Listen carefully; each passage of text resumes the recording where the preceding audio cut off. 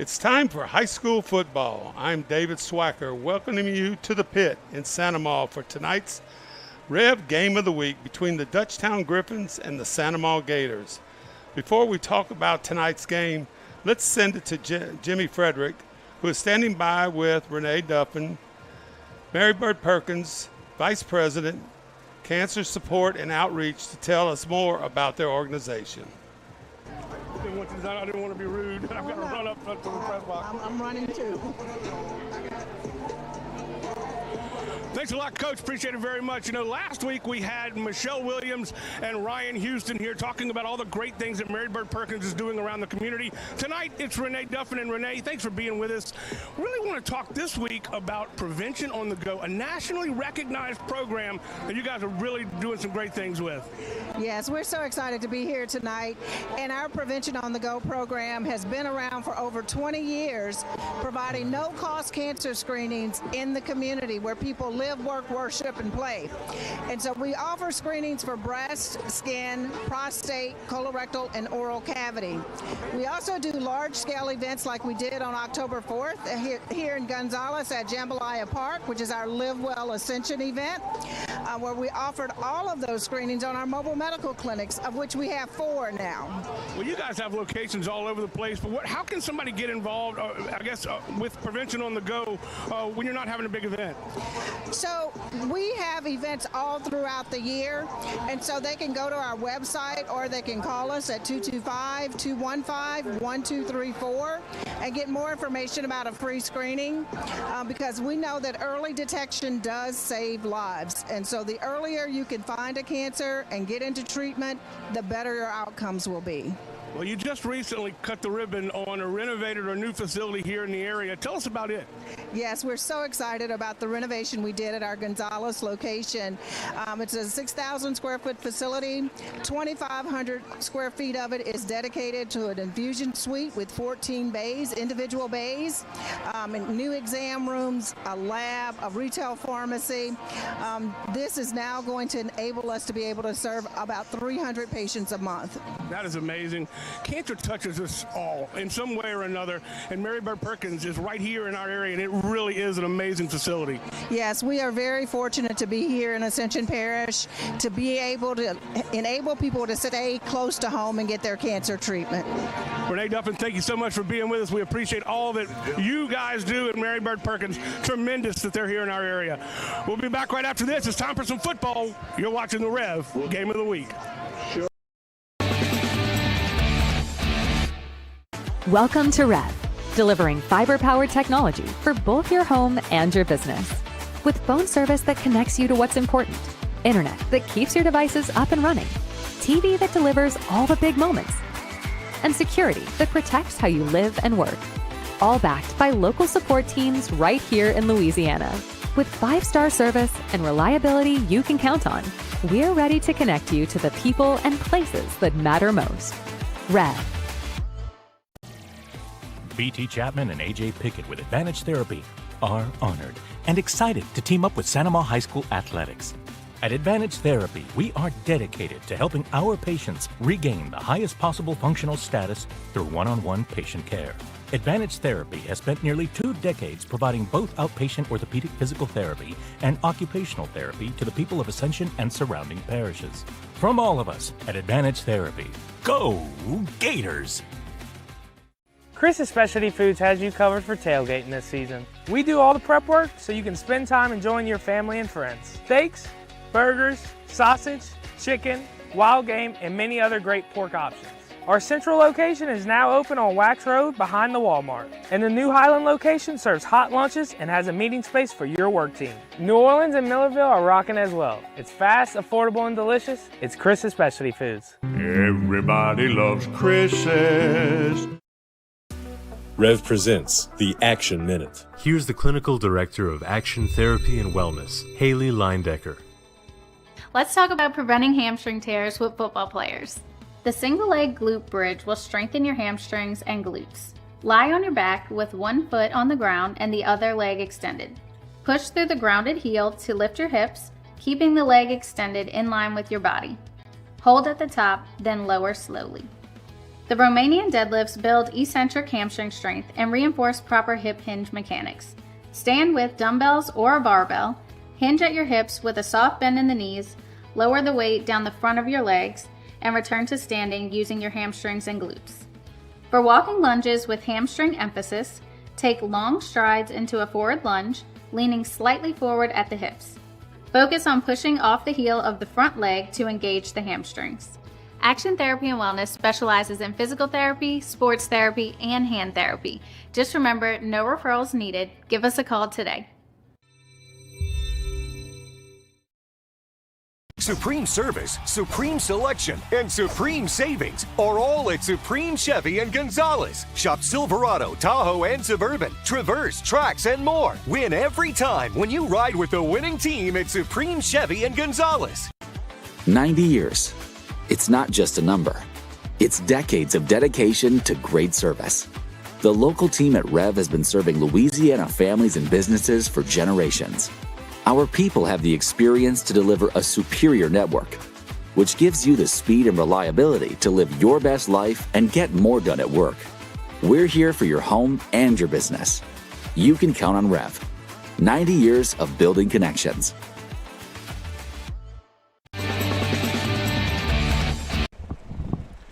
Good evening, everybody, and welcome to the Pit. I'm Jimmy Frederick, along with me, our Hall of Famer, David Swacker, my broadcast partner. And what a great night for football we have tonight, Coach, because it's cooler. It's not as humid. It's still a little warm, but it's the first game of October, and it's getting deep into the district schedule. And this is a big game between Santa and DUTCHTOWN tonight. And I'm going to tell you what, just about a perfect game for football. In fact, a great football game between two cross-parish rivals right here with DUTCHTOWN and Santa. So it's going to be interesting to see what happens tonight. Well, I'll tell you, there's no places to park.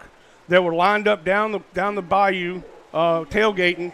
This is going to be, it's turning into as big a rivalry as almost East Ascension and Santa Maria.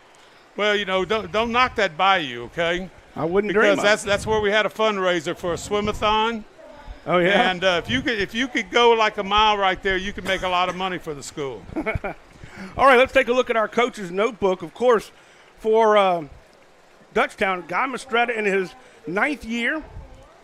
He is 60-30 overall, 5-2 against the Gators. And you know what? The Gators haven't beaten DUTCHTOWN since 2022. And you know what? I haven't beaten them since Columbus. Never has happened, boy. They got after the Gators back during my day, and give Benny Say a full credit. Getting that program going and doing an outstanding job at DUTCHTOWN. For the Gators, longtime coach David Oliver, he's in 18th year, 113-71, 5-12 against DUTCHTOWN. So he's got some room to make up, got some opportunities to do something here tonight.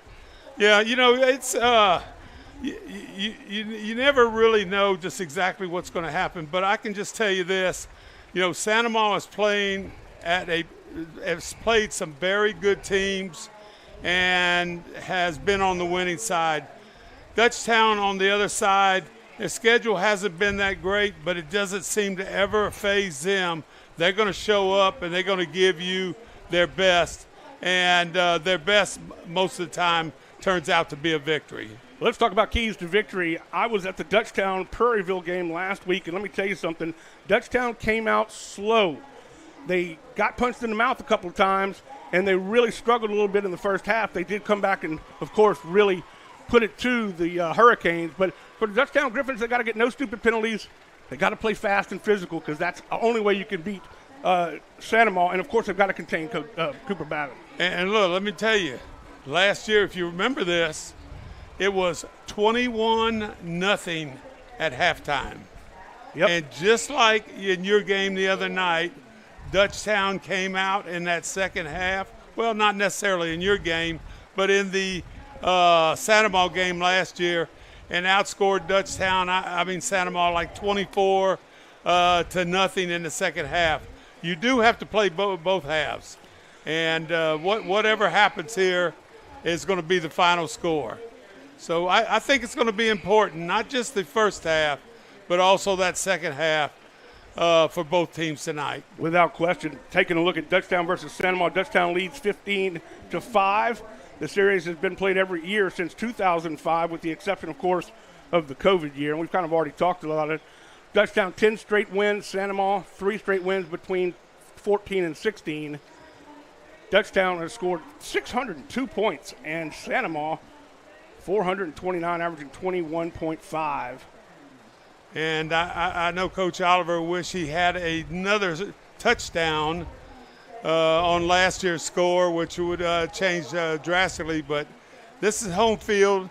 You know, Dutchtown's up 8-2. It's unbelievable how good they are on their home field. And Sanamaw, you know, is pretty good. But, you know, they're going to have to really play well, you know, to beat Dutchtown tonight. And I know they're up to the task. Last week, as we mentioned, Dutchtown over Prairieville 42-7. Sanamaw in the game you did with Jeff Porsche 28-14. And they played well. Sanamaw played well last week. You know, before this is all said and done, with the 4 high schools in our parish on the eastern side of the Mississippi River, you know, I think you're going to have some great rivalries because nobody's going to have 3 middle schools going there. Everybody's going to have 2. Prairieville's going to have Galvez. Prairieville's going to have Prairieville Middle. And I just think it's going to be great, just like it is in the Livingston side, where the you got Walker, and everybody think Live Oak, oh, that's nothing at Live Oak. They have completely turned their program around right now. And, of course, Denham Springs, who lost on a tight one to East Ascension last week. And so it's going to be interesting to see. And the only thing that's bad about the district now is it's 7 teams, and somebody's going to have that bye week. Yep. And a lot of times it's hard to get a game week 5, 6, 7, 8, whatever, in that category right there. Well, this is how it's looking in 5-5A. Dutchtown is 3-1, 1-0 in district. East Ascension also 3-1. They've been playing some good football. As you mentioned, Live Oak 2-2, 1-0 in district. Sanamaw 4-0. This will be their first district game, so that's going to be a big one for them to start off with. And then Denham Springs at 3-2, Prairieville and Walker at 1-3. You know, and you look at Sanamaw, you know, they got fortunate and they pulled the bye week 1 or the first week of district play. And I don't know, they said, let's play Scotlandville, you know. And number 6 from Scotlandville, I promise you this, they will know about that young man. He did an outstanding job, but the Gators were able to come out on the victory side 28-14. A couple other games that we did mention from last week. East Ascension over Denham Springs, a big district win for EA, and then Live Oak squeaks by Walker 38-31. And you mentioned Live Oak several times, and they're really playing good football right now. Yeah, I'm just a little concerned because I know the coaching that Walker has is outstanding, and I'm just a little bit concerned that we haven't seen by far the best of Walker High School football. So it's going to be, you know, it's going to be nice to see just exactly what happens week by week here going into the district play. Well, let's talk about these two teams now a little bit. Let's talk about Sanamaw and their offense. They really have had a potent offense, but in some of the game, one game we saw them against Cecilia, they threw the ball all over the place. In the next game we had them with John F. Kennedy, they ran the ball pretty well. So they have really been able to adapt to whatever the defense is kind of giving them. Well, you know, there's an easy answer to that.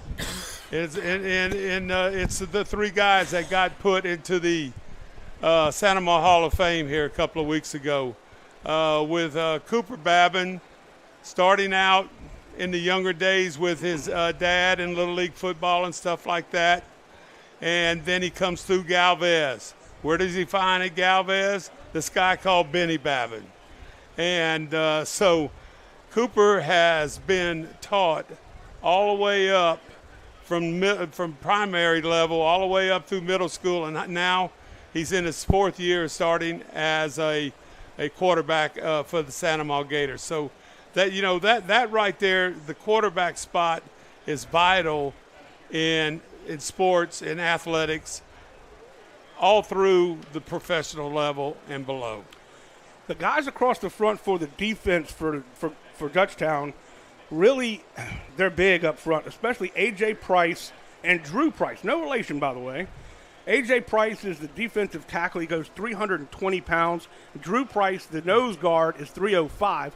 They were really good last week against Prairieville. They were able to shut down some interior runs, and they're going to have to do that again because Hickerson for Santa Maria is just really, really good electric runner. And, when I was at Galvez after Benny Saya just rewrote the record book with me as the head coach at Santa Maria, it is amazing to see just exactly what you had. At one time you had you had Prairieville going to Dutchtown. So Dutchtown's going over there. Every one of those kids know each other. And it is amazing what happens when you kind of get the rivalry. I used to say it was baseball that caused the big rivalry, and maybe to a certain degree now. But it's nothing compared to what you have now, where two middle schools going to each one of the high schools here in Ascension Parish.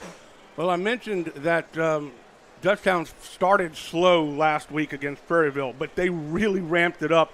They had 11 possessions. They scored on 7 of their 11 possessions and really took over in the second half. They were just dominant. And they also have 2 quarterbacks. Owen Fletcher will be their starter. He's a junior. But Clay Walker Vice will also come in, and they don't lose much of anything when he comes in as a backup. They both threw touchdown passes last week of over 40 yards. So they both have the ability to run the football, although Fletcher has better legs than Clay does. But still, both of these quarterbacks are expected to play tonight. Yeah, and who's kind of guiding them is old Santa Maria player Michael Janis. And he's the offensive coordinator. And I'd like to say this, Chris Harold has done a great job defensively for Dutchtown for the last number of years. So, it's gonna be interesting to see just exactly what happens. But I have really enjoyed watching Michael Janis really grow as an offensive coordinator. Really did a good job a couple of years ago when they went all the way, I think, to the semifinals. And basically they were running that big bull that was a linebacker on the outside right there, and were very successful. Well, you see it right there, the breakdown from 2005 to last year. Benny Saya had 10-3 record. Guy Mastretta still coaching in his 9th year at 5-2. You see the Griffins coming onto the field, and then you've got David Swacker right there. You, my friend, had a good run. And then David Oliver has come in and done well himself. Well, he didn't have a great run as I look at the numbers. 0-3, sorry. Might have messed that up a little bit. Yeah, great run everywhere else. I will say this. I had a blast at Santa Maria. Well, I mean, the kids are totally outstanding. The fans are really great. And I have no issue with anything that's ever gone on, on the Santa Maria Gators. And you can see right now, they're fixing to come out on the field. It's always nice. This is something Coach Oliver reinvented, coming out through that gator head. And who is leading? Number 15, Rashad Williams. And he is fixing to get the Gators going. You can hear the fans going. Dutchtown's already come out. They're standing from the basically the 25 all the way to the 25 on the sideline.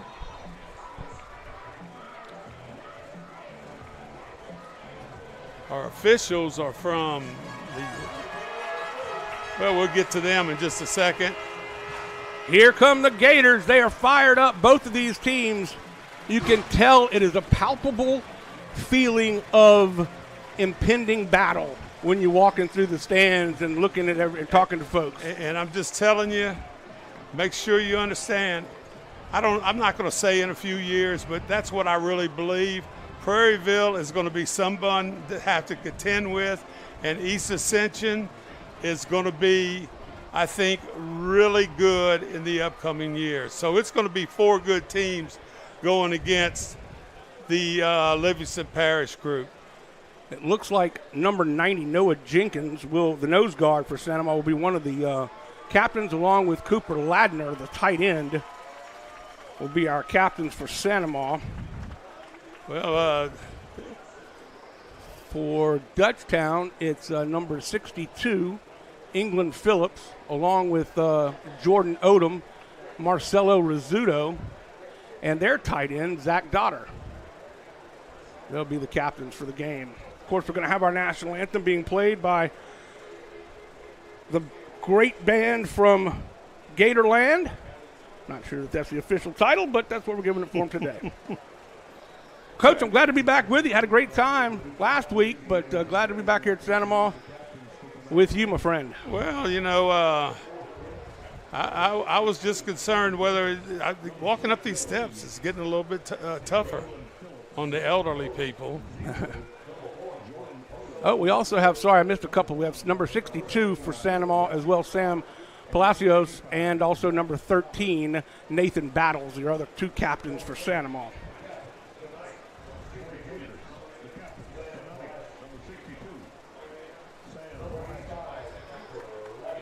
So tell me this, you like to defer to the second half, or do you like to take the ball on the opening?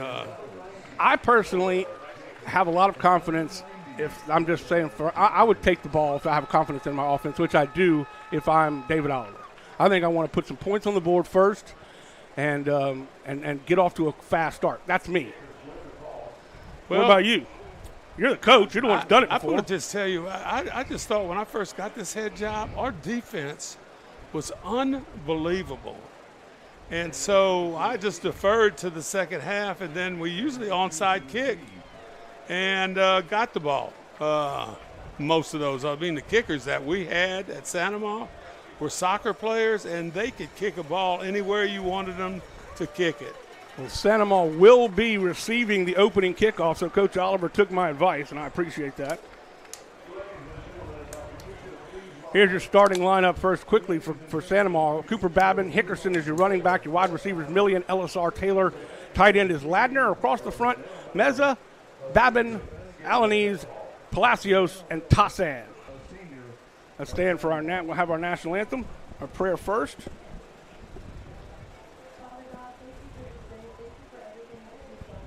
I pray that everything we do tonight is honored to you. I pray that you equip these coaches with everything they need to make the best plays. I pray that you give these players the strength they need and that there are no major injuries.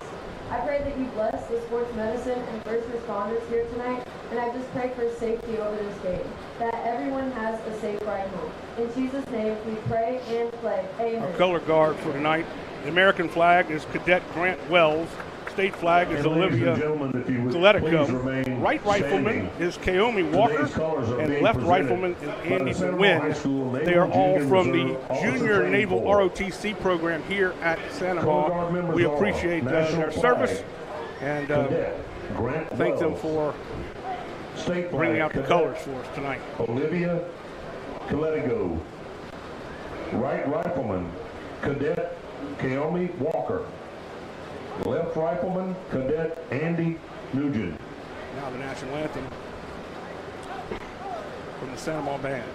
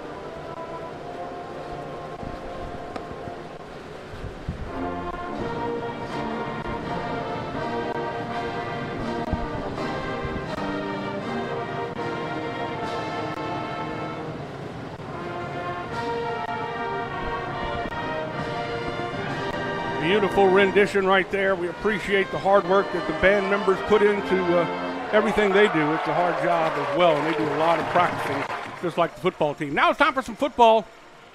It is Dutchtown and Sanamaw, big-time rivalry. I'm Jimmy Frederick, along with me, David Swacker, and we are going to have a great football game here tonight. A beautiful night for football.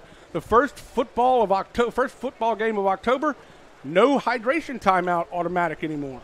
Well, that'll speed up the game, and I don't think we need a hydration timeout right now. This is beautiful weather right here, and I think the trainers and the managers and the people that help with everything to keep the kids going do an outstanding job for both of these schools, and so it will be nice. It'll be a nice game for October here. Hickerson is set to receive along with Cooper Tomplay. And Rutson, the kicker for Dutchtown, is a very accomplished kicker. He can boot the ball. Put it into the end zone 3 or 4 times last week. But he also is able to directional kick. And he's going to try to keep it away from Hickerson. Well, maybe not. He'll collect it at the 5. They drop the football on a handoff, and they will have the ball as Tomplay falls on it at the 10. A little tricky play that time. It didn't work out. That's a little iffy. I don't know. It looked to me like it was supposed to be a little pitch, but that did not work out right there. And Coach Oliver will say, all right, put that one, scratch it. Absolutely. We'll get this play in, and then we'll take a look at our defensive starters for the Griffins. They start with that 4-man look, 4-3 look. Cooper Babin handing off to Hickerson. Waits for his lineman to open up a hole. Very patient running that time. Almost a first down. It's very close. He may have gotten it. Let's take a look at the defensive starters. Across the front, it's JoJo Divertiel, A.J. Price, Drew Price, and Rentz. And then your linebackers, Edmonds, a name you'll know, Camden Hanbury. And your cornerbacks are Dunn and Melanson, and your safeties are Odom, Rizzuto, and Brumfield. 2nd down and 2. Good patient run that last time, that first play of the game for Hickerson. He's going to get a lot of action tonight. Cooper drops back, throws it down the sidelines, got his man, beautifully caught, perfectly thrown to Kevin Taylor. 1st down and a big 20-yard gain. Well, that was a heck of a throw. You have a short throw and a long throw, and you just read that safety. And nice throw, great grab right there by the wide receiver. Taylor. It helps that Taylor's, Kevin Taylor's is a 6'2", went up and got that ball. Big 1st down, the ball at the 44-yard line of the Gators. This time Cooper will pull it back. Read the keys, and he's going to bounce off a couple of tacklers. Doesn't get much, but, well, got 4 yards on the play. Didn't look like he was going to get that much. Well, we've seen it already. Cooper can carry a football. Well, he's got 50 carries for almost 400 yards, 394 now. 2nd down and 6. And you're going to see both of these quarterbacks are very capable throwing the ball. Pulls it back on the RPO, back over to Kevin Taylor. Taylor can't hang on to it. He was met by the cornerback, Dunn. A very good cornerback. Guy Mistred is very high on this young man's talent. But Dunn is given about 5 inches, 6 inches to Taylor. In terms of height, he's only 5'8", played pretty well. Thinking that possibly that corner is going to go a little deeper. Checking with the sideline, brings up 3rd down and 6. Just underway here. Glad you've joined us for this big-time rivalry game in Ascension Parish between Sanamaw and Dutchtown. Cooper dropping back, scans the field, flushed out of the pocket. Still got his eyes downfield. Flag will fly all by himself. Actually, not all by himself, but very good coverage that time by Scott Brumfield. Intended for Million, but there's a flag Looks like probably holding, and it is against the offense. It'll bring up 4th down. They will decline the penalty. So after a promising first drive, things kind of stalled out a little bit. Yeah, and you saw some decent runs and a couple of decent passes. Just got to bring everything together. Dutchtown did a very good job of holding some pretty good defensive rushes. Miet will kick it to Martell Rogers. Rogers will let it bounce. I know you can't stand that. Could have caught it, but he lets it bounce and it will roll dead at the 21-yard line. First opportunity for the Griffins on offense. Let's take a look at their offensive starters for Dutchtown. Owen Fletcher's their quarterback. He's very good. Carter Hedden, the running back. The wide receivers are Messina, Walker Weiss, Rogers. The tight end is Zach Dotter. He caught a big touchdown pass last week. Across the front, they're big. McLeod, Kidd, Phillips, Bro, and Lavin are your 5 guys across the line. They average about 260 across the front.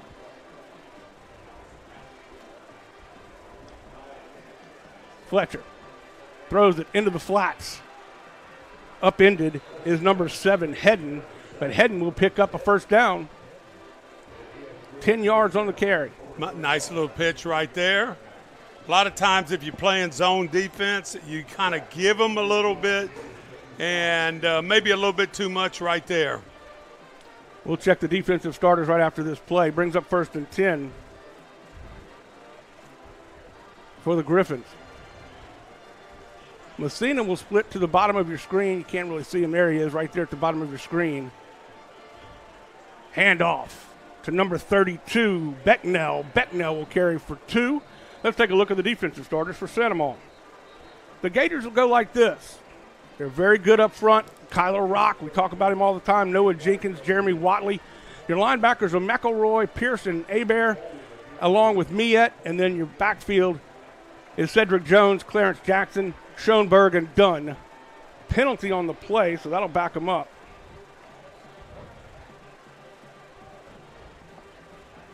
Holding call, Coach? I didn't see it. I think it was a holding call. I'm not sure how you get 1st and 17, but maybe. I'm not sure either.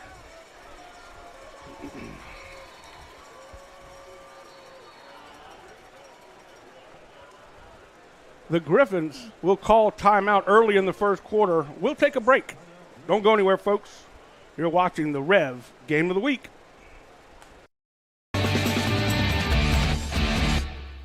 Welcome to REV, delivering fiber-powered technology for both your home and your business. With phone service that connects you to what's important, internet that keeps your devices up and running, TV that delivers all the big moments, and security that protects how you live and work. All backed by local support teams right here in Louisiana.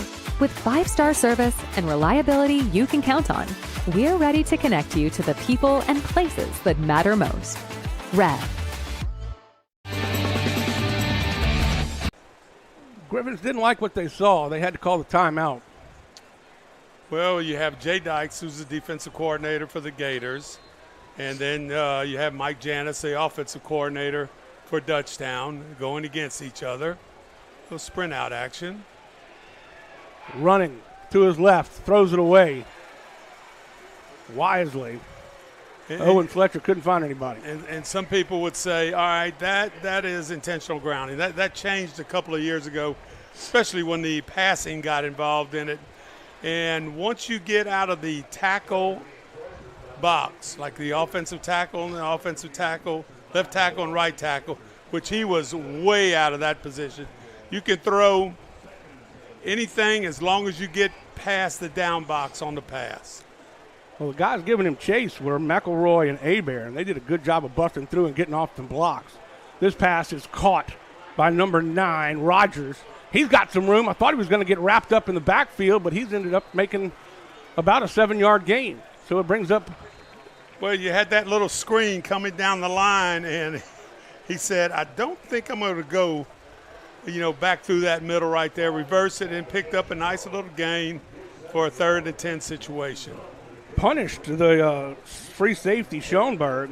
Really just put a pop on him. So you have trips to the field, single receiver, and it looks like that's going to be some serious man-on-man to that outside. Head goes in motion, going deep. Down the field, just over the outstretched arm of his intended receiver.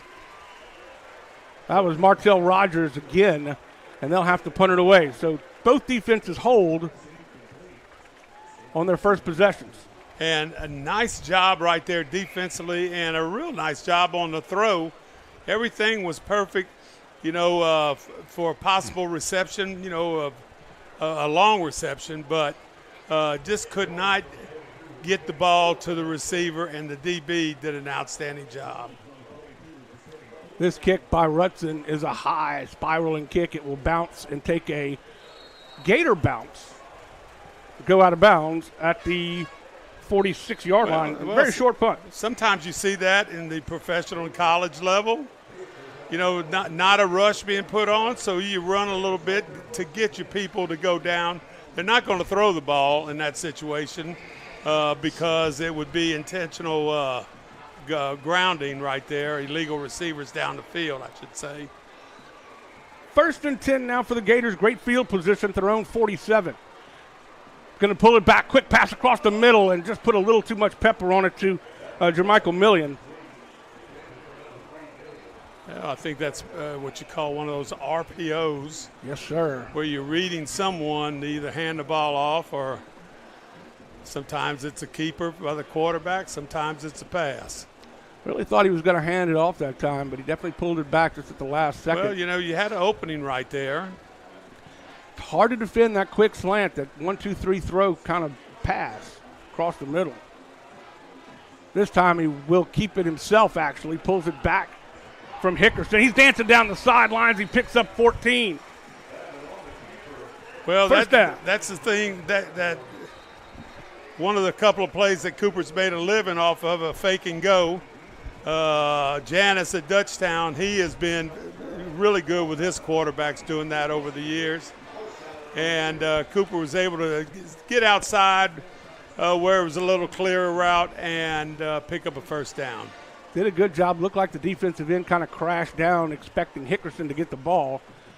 Wise decision by Cooper, and he picks up 14 and a first down into Dutchtown territory for the first time tonight. Again, takes it himself, dances through. Tackled by Carter Hanberry and Robichaux. That Hanberry is a name that, if I'm not mistaken, that was a relative of his that really did a great job during their semifinal run a few years ago as a running back. No call. Definitely A.J. Price went into the neutral zone but got back and no contact.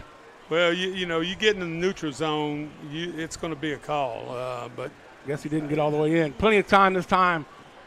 Oh, just off the hands of Hickerson, who was wide open.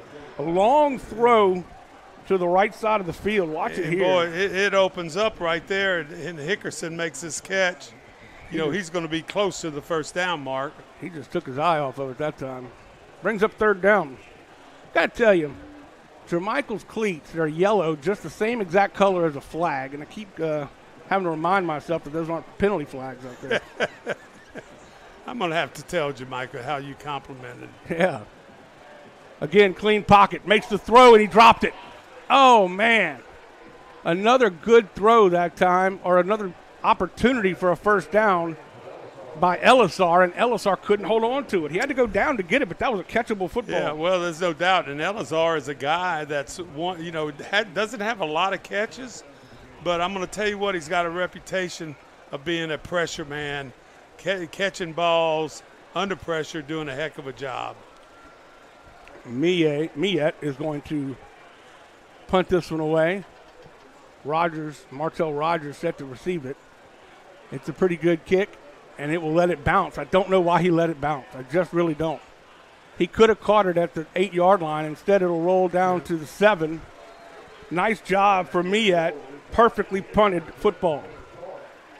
Well, and then when you look at this, no one's been able to score, and here we are, past the halfway mark in the first quarter, and now you're going to be asking, only a couple of big plays that you're going to have to drive the ball 90-plus yards to score right here with a touchdown.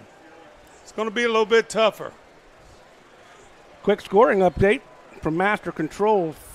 In the first quarter, East Ascension leading Live Oak 8-0, 2:45 left to go in the first quarter there.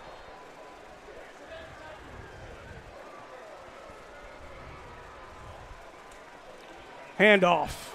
Nope, checks it himself actually. Owen Fletcher picks up 3 yards, and he got popped on the sideline by Kent Pearson. And when you say, hey, that looks like Cooper running the ball right there with that fake and go, and that's exactly, I said earlier, the offensive coordinator, Michael Janis, has done an outstanding job with the fake and go with the quarterback faking to a running back, and usually he's in the B gap, but here he broke outside to pick up 4 yards. Brings up 2nd and 6, and I got to hand it to Clarence Jackson, the cornerback, laying the lumber there on the sideline. Pardon me. Quick pass, slant, across the middle, tough to defend. Good tackle by Jackson, and it's caught by Derek Walker-Weiss. First down. Boy, great job on the fake, and maybe that brings the linebackers, moves them around. And, boy, that slant right there was well covered, and a great job on the catch and throw. Best he could do on that defense. I mean, really, it's so hard to defend that quick slant. This time, takes a step back, and he's got some running room. Owen Fletcher still on his feet, hangs onto the football, picks up 27 yards, and gets close to midfield. But watch this. You have a little pass fake out to the outside, and notice they've been running this ball to the right side of the offensive line in that B gap, big 77 right there, and you'll have a tight end also helping out over there at times. M.J. Dunn brought him down, but not before he picked up 27 and a first down. Finally leading it off to Hedden, and Hedden will get it to midfield, picks up 4, maybe only 3, picks up 3, right at midfield though. I said it's going to be hard to score, and they're doing it. A little nickel and dime it down there, some first downs, a few semi-big plays right there. Really doing a good job getting the ball down the field and right there at Gator territory. Dropping back. He's going to be chased and sacked from behind. Great job by Cole McElroy. McElroy almost had him in the first drive of the game, and this time he got him for the sack. Yeah, McElroy was right there, outside linebacker coming from the outside, and quarterback had no idea that he was right there. Probably if he would have tried to throw it, it would have turned into a fumble there. So a good job there by the quarterback holding on to it, and McElroy with the sack. Brings up 3rd down and 11, loss of 4. That's the 5th sack of the year for McElroy. Daughter goes in motion. He's going to pick up the blitz. Throwing to his left. He's hit as he throws. Incomplete. That is such a hard throw when you're running to your left when you're a right-handed quarterback. And the defense does their job again.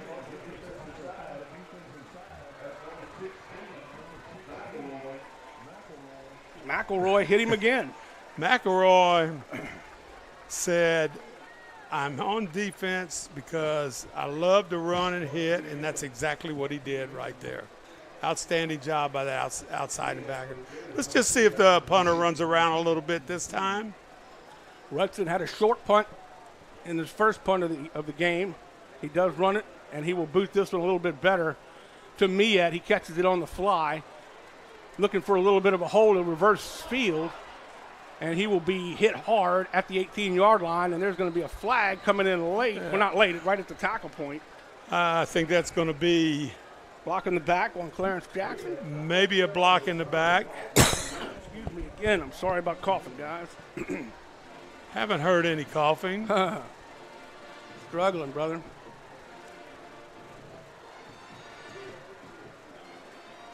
It is a block in the back against the Gators. Again, our white hat tonight, our referee, is Frankie Hebert from the South Louisiana Association. They go all over the place. Well, this is where they need to be. Big game. So it backs them up 1st and 10. And we're going to have it about the 20. Now they have it at the 10. Second time they've started a drive at the 10-yard line. Quick pass in the flats to Million. Million's going to turn on the Jets. Jukes one guy and makes it 11-yard pickup. First down. I'm telling you, look at this pass right here, Coach. Watch the long throw all the way out there. Great job by the block on the wide receiver out there. I'm not sure, who that was out. And Million is able to get an easy first down after that catch and run. Brumfield brought him down for the Griffins.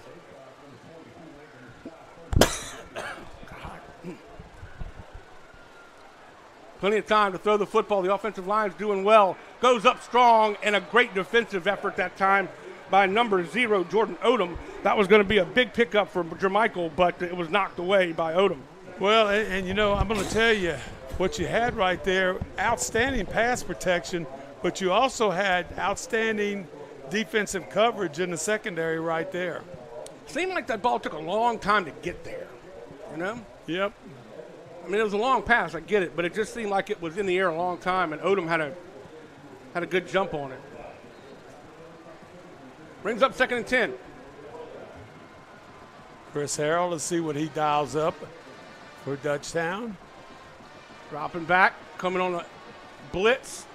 It was picked up. He got the ball away in time, but it was incomplete. Intended for number 4 that time, Rizzuto. Oh, you brings up 3rd down. 3rd and 10 situation. Coach Harrell brought some pressure. Looked like from the inside. And Cooper Babin got rid of the ball and hoping that something good would happen from the pass to his receiver downfield. Hickerson will flank Cooper Babin on the right-hand side. Got 3 receivers to the near side, 1 to the top of your screen. Dropping back with some time, he's going to get swallowed up. Nowhere to go that time. That was a coverage sack, I think. Big stop by Brobichaux. He just couldn't find any place to throw it. Well, he had made a decision and hadn't had success on the long, very good coverage there in the secondary. And when you have all of those receivers going downfield, if you can get past that rush as a quarterback, you can pick up some big yardage. So, for the 3rd time in the first quarter, they're going to punt this away, and it's blocked, I believe. Or at least it was a really bad punt. It was only about a 10-yard, 15-yard punt. And they will take it at the Gator 30-yard line. Watch it here. I don't think they blocked it. I think he just messed up. Wow, that's huge for the Griffins with 1:52 left to go in the first quarter.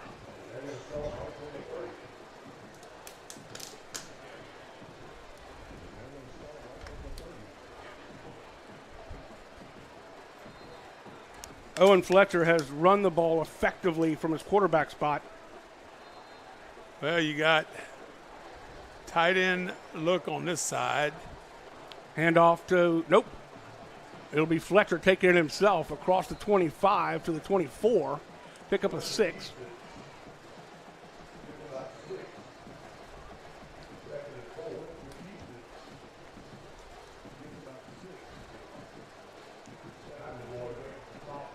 McElroy makes the stop for the Gators. So both defenses have done their job in the early part of this game. We'll see if the Gator defense can hold them here with good field position for the Griffins. This time a handoff and it goes nowhere to Becknell. Becknell will be stopped with a minimal gain of about a yard. Brings up 3rd and 4. I think both teams have done a very good job with Harold with Dutchtown and Jay Dykes for the Gators. The running game has not been as crisp for either team as it's been in the past. Under a minute to play in the first quarter. I've noticed in the games that we've done for Santa Ma, their defense, will give up a few yards in between the 20s. But when it gets down to the nitty-gritty, they do a pretty good job of stopping them. This time, Owens has got wide open. Great cut to the outside, and he's in for a touchdown. Well, you could see that when they get the replay right here. This was going to be wide open. With the fake and go by the quarterback, they block down, kick out on the defensive end. There it is. And you got that little gap opening right there, and Harold does a good job, a great job right there, Fletcher, of getting into the end zone quick. 18-yard touchdown run for Owen Fletcher. I didn't see what the referee, Frankie Hebert, signaled, but the extra point will be tried by Rutson. He was very good. He missed one last week, but he had a lot of opportunities to kick it. This one is through the uprights and good. With 37 seconds left to go in the first quarter, the Griffins draw first blood 7-0. We'll be back right after this on the Rev Game of the Week. Supreme service, supreme selection, and supreme savings are all at Supreme Chevy and Gonzalez. Shop Silverado, Tahoe, and Suburban, Traverse, Trax, and more. Win every time when you ride with the winning team at Supreme Chevy and Gonzalez. You see that? Real quick, at the end of the first quarter, EA is leading Live Oak 8-0. Coach Mathern's got those boys playing well.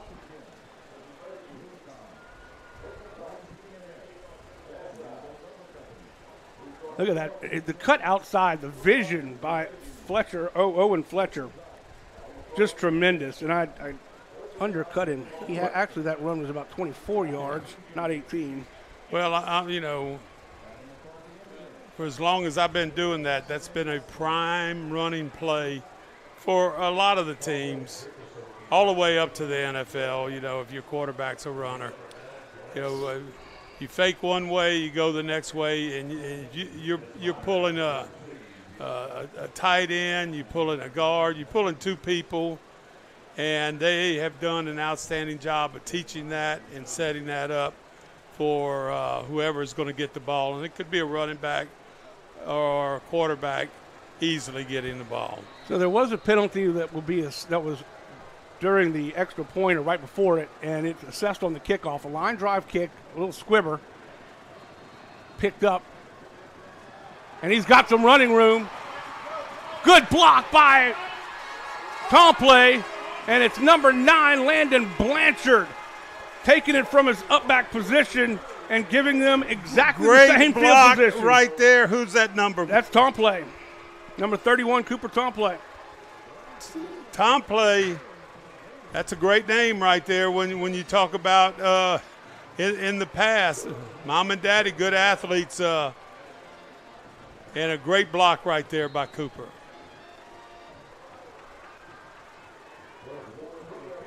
A 33-yard return on the kickoff, and they almost have identical field position that the Griffins had just a bit ago. They start off at the Griffin 32-yard line, and this is Hickerson. Hickerson driving those legs across the 30, picks up 5. And I think Coach Seth Babbitt says we need to kind of settle in because this Hickerson guy, Coach, he is outstanding.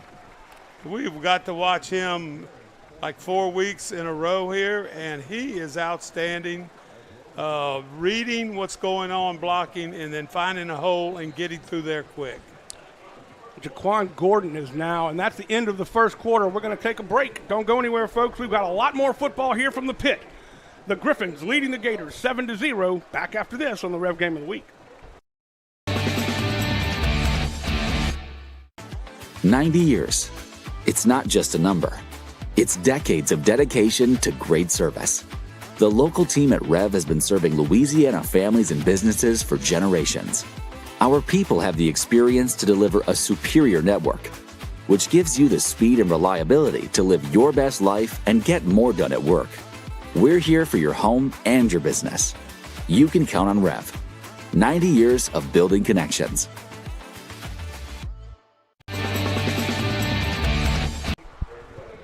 Well, it was a back and forth first quarter. Both defenses held pretty well until right at the end of the first quarter when Dutchtown took the lead on that 24-yard run by Owen Fletcher. And right back to it is the Gators, and they have great field position here for 2nd and 5 from the Griffin 27-yard line. Well, both groups meet with their coaches on the sidelines and get last and final instruction. Gators go out with a traditional formation of 2 receivers on each side, a quarterback and a running back. Hickerson back in the ball game. Cooper Babin going for the end zone. Overthrows his intended receiver, Landon Blanchard, just by about 6 inches. And I know Cooper's going, I thought we had that one. Thought we did too. Thought he did too. He wants that one back. That was a good time to take that strike, though. It's 3rd and 5. Just a little too high. Probably a 2-down situation here, I would think. Tight end comes in. Jaquan Gordon also coming in. Cooper Ladner will be your tight end, as you mentioned.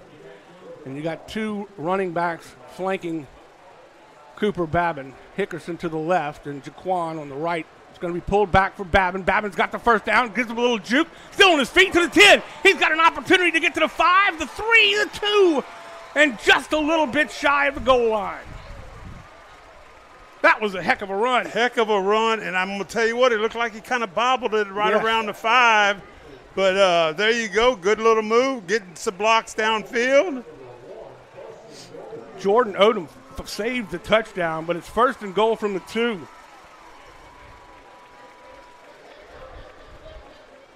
Almost identical to the run that we just saw from Owen Fletcher. And I'm not sure this is a 2. I think this is like inside the 1, pretty close. You're right. Handoff, nope. It's going to be stopped by the defense of the Griffins. He'll lose a yard that time. I think if you handed that one off, you might have had it in the end zone from Hickerson, but Cooper decided to take it himself, and he loses one. Good defensive effort. Well, you had Ladner going in motion, and I'm sure if he gave it, that was going to be the lead blocker. Robichaux's been all over the field for the Dutchtown Griffins. He made the tackle along with some help. Cooper tries to juke his way out of trouble. He's got the angle. Did he get into the end zone? Touchdown! Drug a defender with him. A 2-yard touchdown run for quarterback Cooper Babin, and there goes the cannon.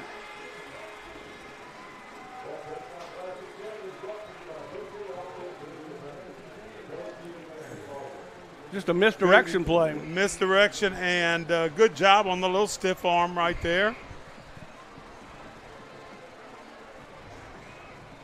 Paxton LeBlanc's 21 of 24 on extra points. He's awfully good. Left-footed kicker. Kick is up, and he boots it through. We have a tie ball game with 11:01 left to play in the half. It's 7-7. You're watching the Rev Game of the Week.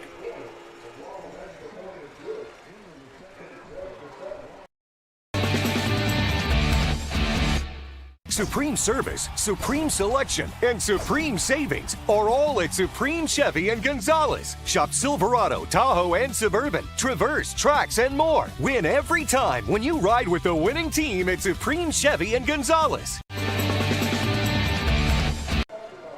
And we're back, Coach. That was almost an identical drive for the Gators as it was for the Griffins. And you saw the value of both quarterbacks. You know, physically, both quarterbacks, you know, can handle a tough run and get up and, you know, make the big throws also. So the Dutchtown Griffins scored on a 3-play, 30-yard drive. Sandomal comes back and scores on a 4-play, 32-yard drive. Bartholomew is that who? Number 9. Number 9, Landon Blanchard, looks like he's going to kick off.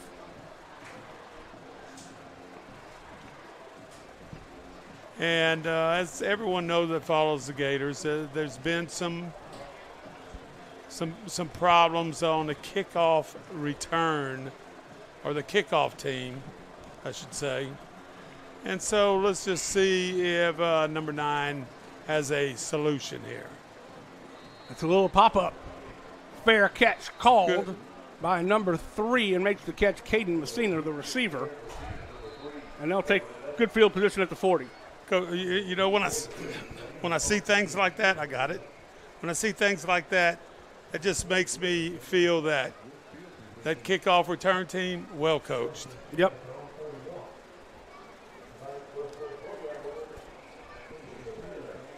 Dutchtown will take over. This will be their 4th possession of the half. We're just underway here, 59 seconds into the second quarter. Smoke from that cannon definitely blankets the field. When we had the Cecilia game and it was 60-56, all we could see was smoke. Nowhere to go for Owen Fletcher. Great job in the backfield. Big 91 on the play there. They call him the Rock. He's got 5 sacks on the season and now 4 tackles for a loss. Brings up 2nd down and 11. Might give it a little shot at downfield right here on the long ball. Uh-oh. Watley jumps into the neutral zone, and that'll be a 5 yards free for the Griffins. So now it'll be 2nd and 6. Well, you got a nice crowd here. Both bands here. Well, I'm telling you, when I came in and I was early, you were early, a couple hours before the game, and there was no place to park hardly.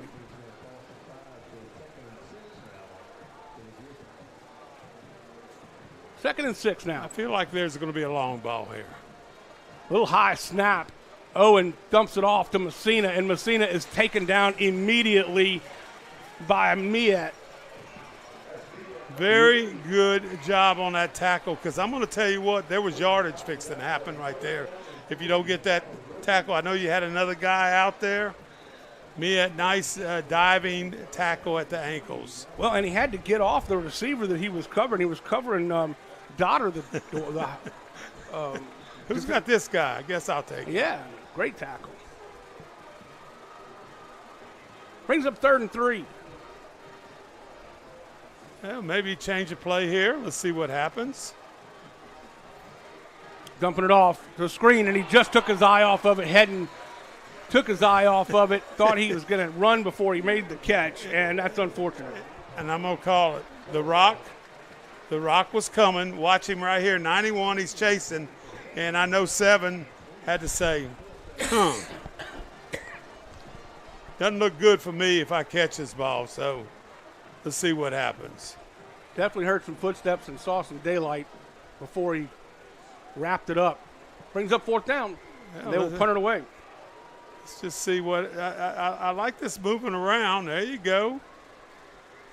Snap. This time it's a straight punt, no running. This is a much better punt, and he jams it all the way down, and it's going to roll to about the 7, 6, 5-yard line, right on the 5-yard line. What a punt for Rutson. Did you notice the motion? I did. I just love situations like that. Whoever's in charge of the punt team over there for Dutchtown, use motion. Let's just see. Maybe somebody will jump off sides. The motion man, if nobody goes with it, maybe we'll throw it to him, whatever. So, almost hit the referee. Wasn't paying attention. Sorry, I was watching the ball boy. I think that's the old football, basketball referee right there. Yes, it is. I recognize him. He's been around for a long time, does a great job. All these guys do. 9:23 in the half, and the Gators are in the shadow of their own end zone. You got a nice 4-man look. Hand off to Hickerson. Hickerson will hit the hole and get to the 10, picks up 5. I'm not sure if I ever remember when Hickerson ever got 1 yard. I agree with you. I can't remember or one. 2 yards. I mean, you know, I'd like to watch this game from an end zone and watch how Dutchtown creates those holes for the quarterbacks and the running back, and Santa Maria does the same thing. Well, that defensive front for Dutchtown is awfully big, but they've been handled pretty well by the offensive line. Cooper Babin's got some room to the outside. He may go the distance. I don't know if anybody's going to catch him, but somebody's going to try. It's Rizzuto trying to track him down, and he does. My word. The old, I'm going to fake the sweep. You know, this is all the kind of different ways that you can run. And watch you know, we're missing some of that action. But he fakes the sweep pitch, and the guard and the tackle or the guard and the tight end or maybe even the center pulls and blocks. And nice run right there for Cooper. Nice block on the outside there. 71-yard run for Cooper Babin. 1st and 10 from the 19 inside the red zone. And Cooper's probably struggling a little bit, so let's hand this ball off to Hickerson. Yes, good call. Good hole on the outside. And Hickerson gets down to about the 6. 1st and goal for the Gators. Look at the hole on the outside. Great job for Carter Babin to pull and open up the hole on the outside, a kick-out block. Nice job. I tell you what, the offensive line by both teams, you know, very, very good, especially on those trap blocks and lead up in there with the second guy.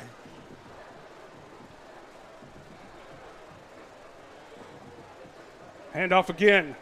Into the end zone. Touchdown, Hickerson. Hickerson from 6 yards. And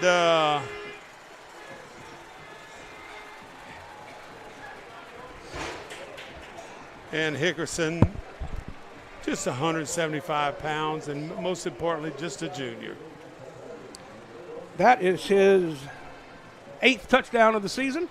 And here it is again. Hand the ball off. Look at the hole. Look at the hole up the middle. And that offensive line, credit for the Gators, did a great job. Caden Toss and Sam Palacios on that side. Another flag on an extra point.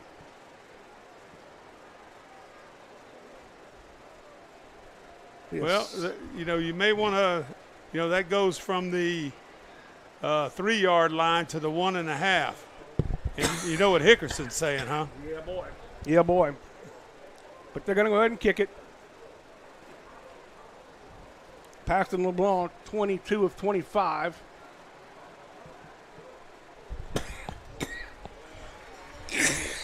Sorry. And he got it. 7:27 left to go in the first half. The Dutchtown Griffins trail to the Gators 14-7. Back right after this on the Rev Game of the Week. Welcome to REV, delivering fiber-powered technology for both your home and your business. With phone service that connects you to what's important, internet that keeps your devices up and running, TV that delivers all the big moments, and security that protects how you live and work. All backed by local support teams right here in Louisiana. With 5-star service and reliability you can count on, we're ready to connect you to the people and places that matter most. REV. Coach, you can't run the ball without an offensive line. They have done a tremendous job. Oh, I'm going to tell you what, Mazzina, Carter Babin, Legend, Sam, Caden, Cooper Ladner when he's in there from the tight end spot.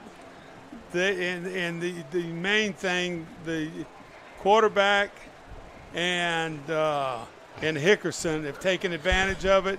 And then it's also helped in the passing game.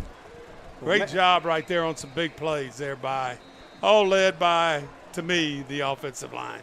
We need a little wind to blow through here and blow this cannon smoke out of here. Getting a little foggy.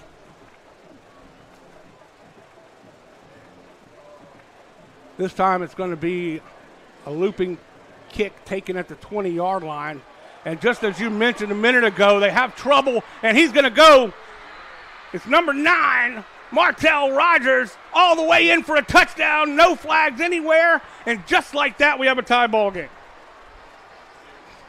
Unbelievable. You said it 15 times over the last 4 weeks.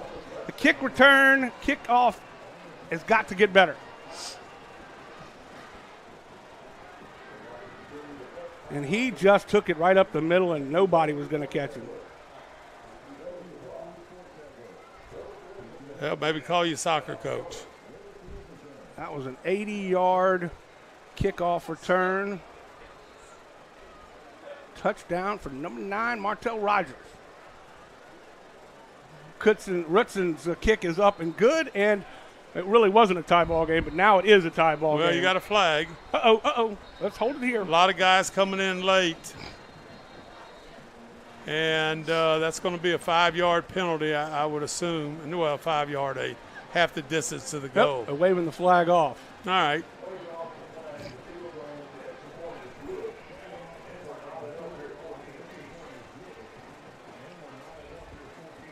Boy, I tell you what, it's amazing how quick things change.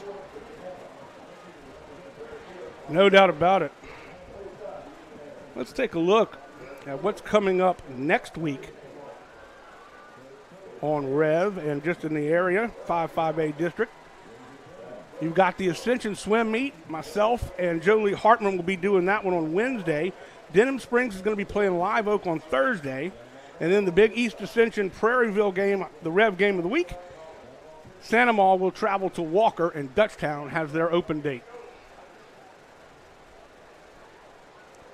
Definitely want to catch that the swim meet. It's always fun to see a different sport. We bring you a lot of football, basketball, baseball, softball, but the swimming is something that is interesting and quite enjoyable to watch.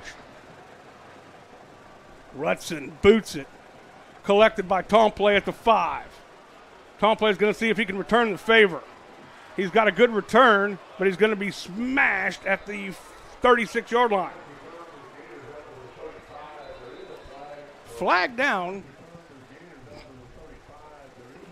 It looked like Camden Hanbury made the tackle. It looks like it's going to go against Santa Maria. Santa Maria's had a couple of big penalties. But let's see. Block in the back against the Gators. That's a big one. They had a great field position at about the 36-yard line. And just like that, they're back to the 26. Well, last time for both teams, it's for big plays, whether it be in the kicking game or in the run-pass game. And that looks like it's going to be the key to success tonight. Who's going to end up with the most long plays? 1st and 10 for the Gators from their own 25-yard line. Dropping back to Cooper Babin. Babin's going up top. Looking for his man, and he got him. It's a big catch at the 40-yard line. It's a sprint to the end zone. Touchdown! Landon Blanchard, 75-yard touchdown. No flags. And just like that, the Gators are back in business. And you see Cooper Babin getting the congratulations from a couple of linemen and Hickerson. But I know what Cooper's saying right there. That means I'd have to run all the way down there if I was kicking extra point or if we got stopped inside the 5. Good job executing right there. It looked like Marcelo Rizzuto kind of fell down as well on the coverage. But it was still a good pass, and then a great job for Landon Blanchard, who's also the backup quarterback, by the way. They just want to get him on the field. He's such a good athlete and Very improvement much there. So. I'm glad to see stuff like that happening. All right, just like that, in a span of 30 seconds, it's 21-14. The Gators take the lead. Back right after this on the REV Game of the Week. Supreme service, supreme selection, and supreme savings are all at Supreme Chevy and Gonzalez. Shop Silverado, Tahoe, and Suburban, Traverse, Trax, and more. Win every time when you ride with the winning team at Supreme Chevy and Gonzalez. Thanks. Well, I mean, you can't even blink in this game, Coach. Just like that, we had a kickoff return for 80 yards, and then boom, a 75-yard touchdown strike from Babin to Landon Blanchard. And I'm going to tell you what, the fans are going, this is interesting right here. 21-14. Now, it looks like the Gators have a really good extra point team. Now, here we go. Number 9, he's going to be kicking off. Let's just see what he's told to do. A little squibber, not even a squibber. It's a really kind of like an onside kick, and it's taken by Messina.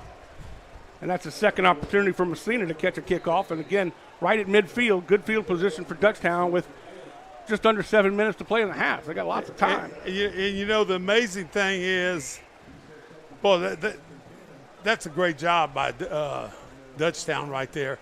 Got that kick on the big hop right there. That could have easily been a turnover. First and 10 from their own 49. The nose of the football touching the 49-yard line for the Griffins. Handoff to Becknell. Becknell is pounded right at midfield. He picks up a couple. Well, you know, he got a lot more than I thought. Wow, I thought he was down right at the midfield line, and he kept going. I think the Gators were down right there. Watch this. Big offensive lineman, 77, Brant Lavin. Did a good job. And then we get a penalty on the play. Yeah, it's a false start, and it negates an 8-yard run, a good run that time for Becknell. So it'll be 1st and 5.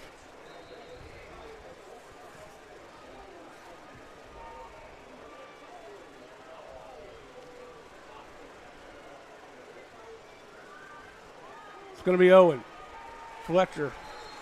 Owen Fletcher picks up a couple back to the 45-yard line. Whoa. Maybe just one.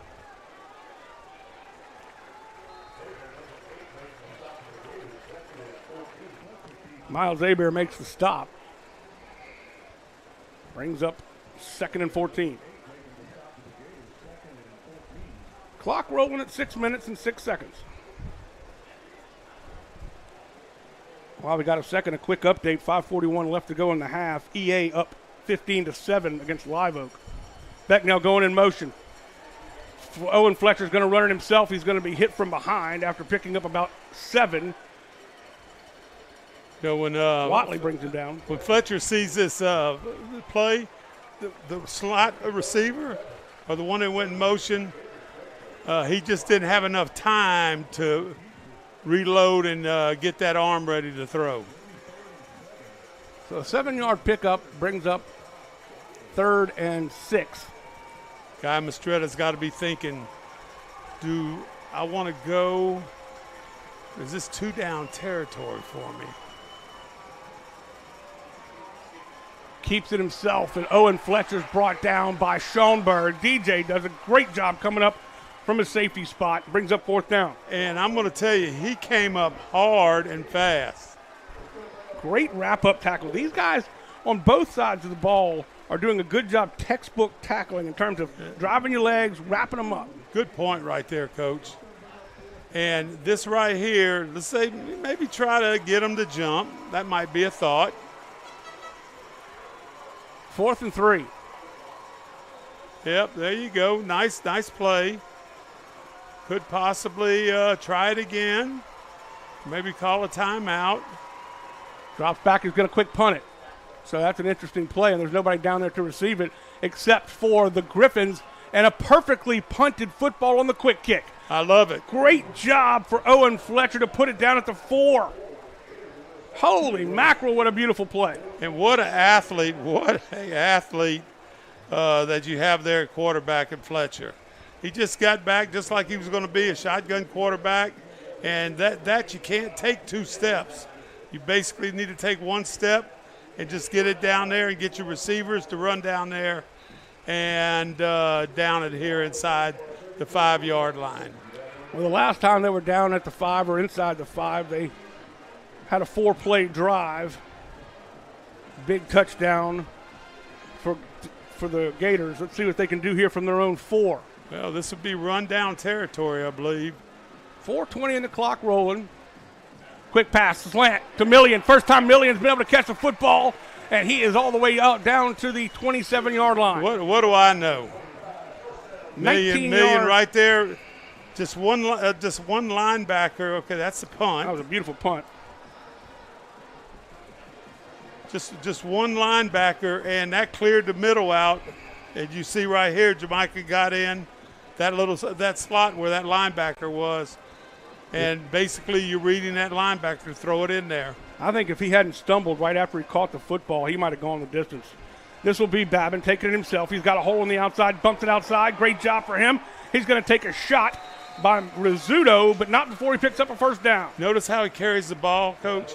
Notice how he carries the ball. Watch when he comes to the sideline where that ball is. It's up there around that chest area, and never does it come down right here. 21-yard run for Babin. They are moving the football against this Griffin defense. Linebackers are coming. That means the middle is going to be wide open. It's going to be interesting to see just exactly what happens. Babin, touch pass to Million. Million, oh, he has it knocked away. Beautiful defense by Braden Dunn. I thought he was going to rein it in or haul it in, and he just couldn't quite hang on to it. Well, he faked the slant and hoping that guy would bite on the play that Million's run a couple of times tonight. Then he came over the top. Well-thrown ball. Excellent defense right there on that play. 2nd and 10. Clock stopped at 3:05 in the first half. We're going to have a great performance at halftime by the band. And this is Cooper Babin trying to pick his way through the big boys up front and couldn't quite do so. And he'll be brought down by Drew Price and Carter Hanbury. Well, I think everything's going to be good tonight. The band performance, the game, a lot of good things happening out here. Sorry about the coughing, folks. Just one of those deals.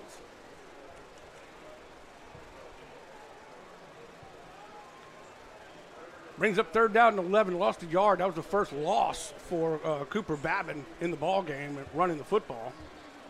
They're going to call a timeout. I think this is a big play right here. And the Gators do call a timeout here with 2:19 left to go here in the big play for the half. Dutchtown defense right here also. Without question. Let's take a look at what's coming up on Rev in the next week or two. Next week we've got the big swim meet, and of course that'll be on Rev Sports 1 on Wednesday. Myself and Jolie Hartman, then EA at Prairieville. Also next week, and in 2 weeks is East Ascension and Santa Monica, the game that is going to always stamp a season, and Live Oak at Prairieville for homecoming, and that'll be on Rev Sports 2. So coming up, live streamed on Rev Sports 1 and Rev Sports 2, and also our game of the week expanded. Next week it's North Shore at Salmon. Of course, Rob and Dennis do a great job with that. You have to get a subscription on VSN, but it's worth it. Seeing some great football on VSN. You doing a football game next week? I'm not.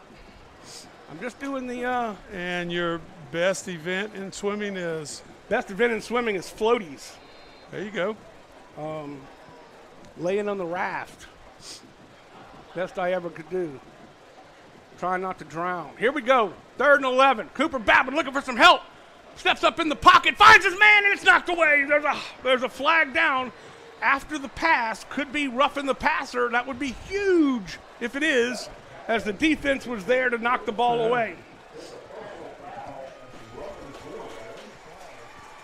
That was an unfortunate penalty for Dutchtown. And you know, something that we've just got caught up on, it is in the second quarter, we have 2 minutes left. That's right. I mean, and I know everybody's scoring in big plays and stuff like this, but that thing just caught up on us. Andre's supposed to keep us up to date on that, I believe. 1st and 10, Gators into Dutchtown territory at the 39-yard line.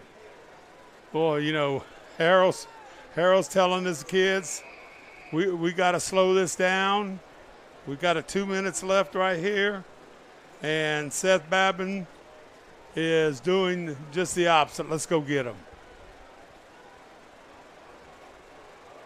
This drive started back at their own 4-yard line with that quick punt.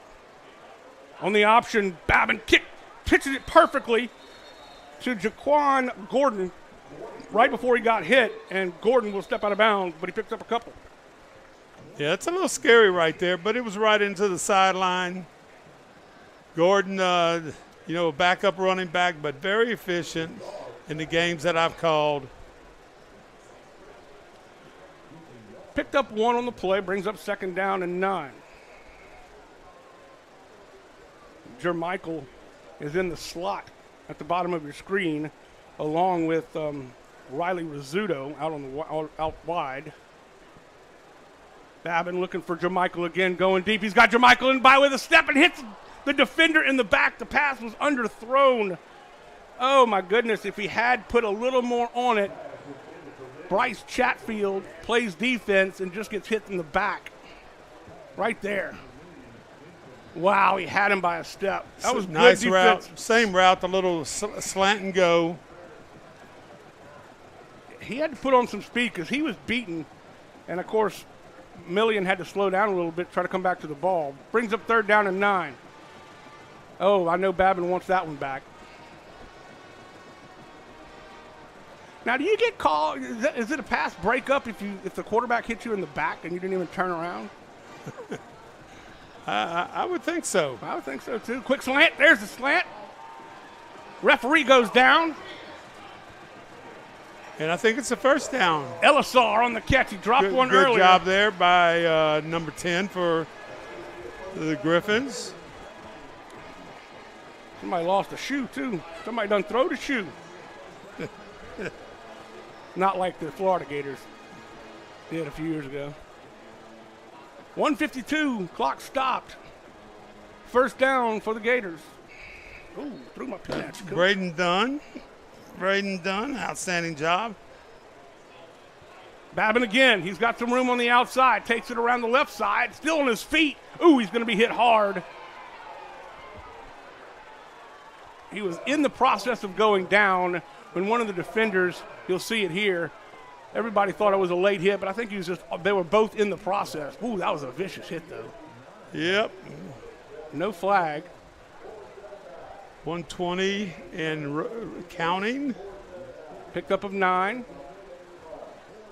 Boy, I tell you what, I like the little blocking scheme on some of these nice runs. Babin will hand off to Hickerson. Hickerson looking for a hole.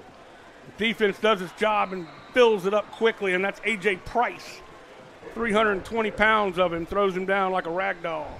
And that's where, I think on every one of his runs, he does a good job of moving side by side, but there was no, the defensive Dutchtown, Coach Harrell's did a great job right there. Well, we have a second. Some things have shaken up in the top 10 in 5A. I'm going to, we talked a little bit about this. And look down at the bottom. West Monroe, who did they beat last week? Catholic High, right? Isn't that your alumni? Alma mater. Yeah, there you go. And it seems like Catholic, since they went to the 3-1, West Monroe and them would possibly switch, but that didn't work. And I realize this as a coach. You tell the kids, never look at this. Right. Because you have some cars. The car might need to be in the SEC. Ruston's having a great year. Central, look what they did last year. Highly impressive right there. Yeah, Catholic dropped 3 or 4 spots. I don't remember if they were. I think there were 3 last week. They're playing like the number 1 team in Mississippi in Memorial Stadium this week. 3rd and 4. Babin pulls the ball back and picks up the first down. 49 seconds left to go here in this first half. Well, the clock has stopped. You have the Gators have 1 timeout.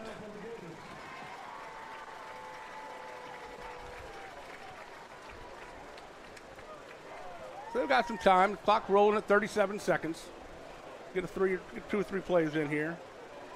Babin looking for somebody to throw to, finds Million. Million's going to let the defender fly by. Still on his feet, touchdown!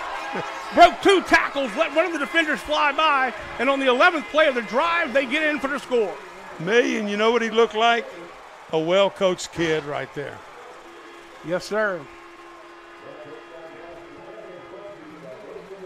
I think it was a 9-yard touchdown strike from Babin to Million. Offensive line, we've given them credit. We need to do it again.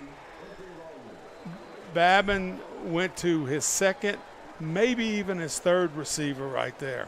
Check that. That was a much longer touchdown than I gave him credit for. 21 yards, 19 yards. We need a stat guy. I wish. Touchdown player down with 25 seconds to go in the half. I think there may be a cramp, I hope.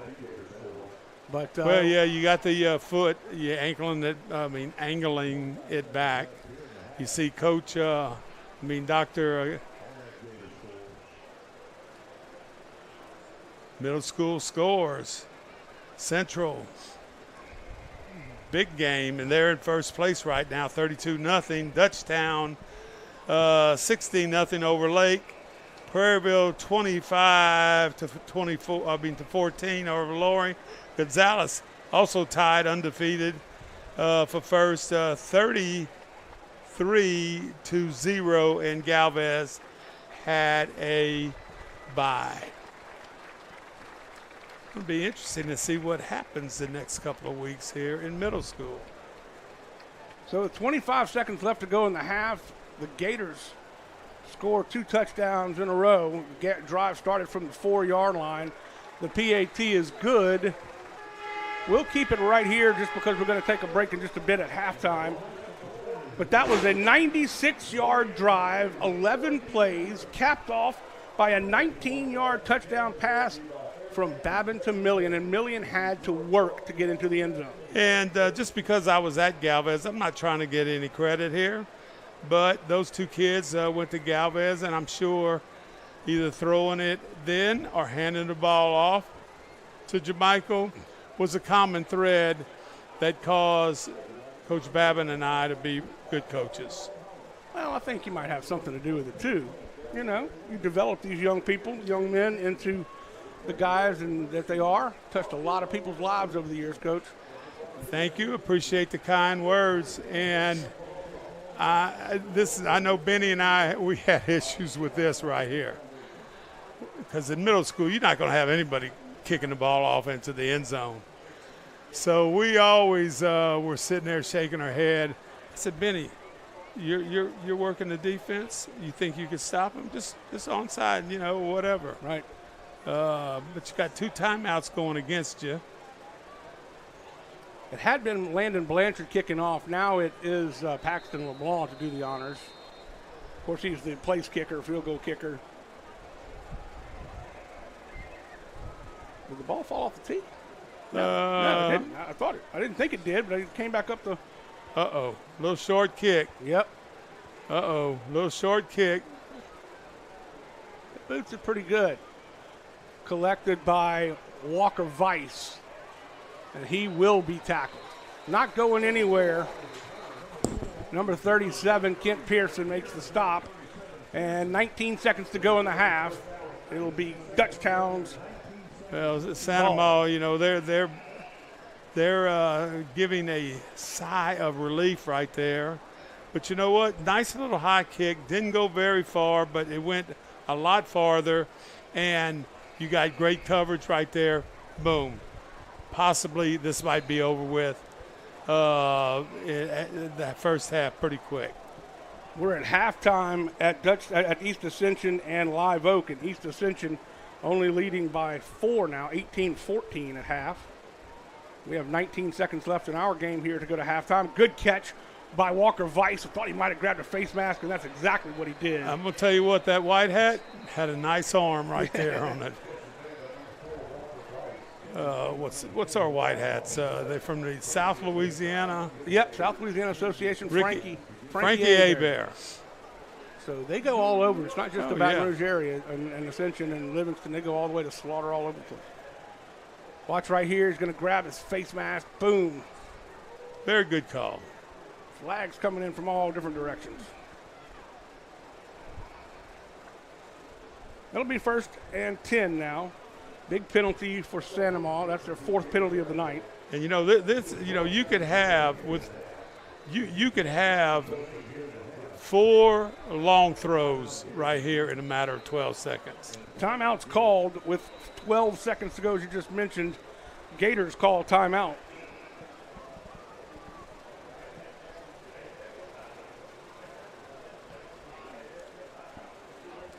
In the last 5 seasons, this is what Dutchtown has done. And last year they lost in the bye district. In 23, they went 11-2 and went to the semifinals. In 22, 7-4, wrapped up in the regionals.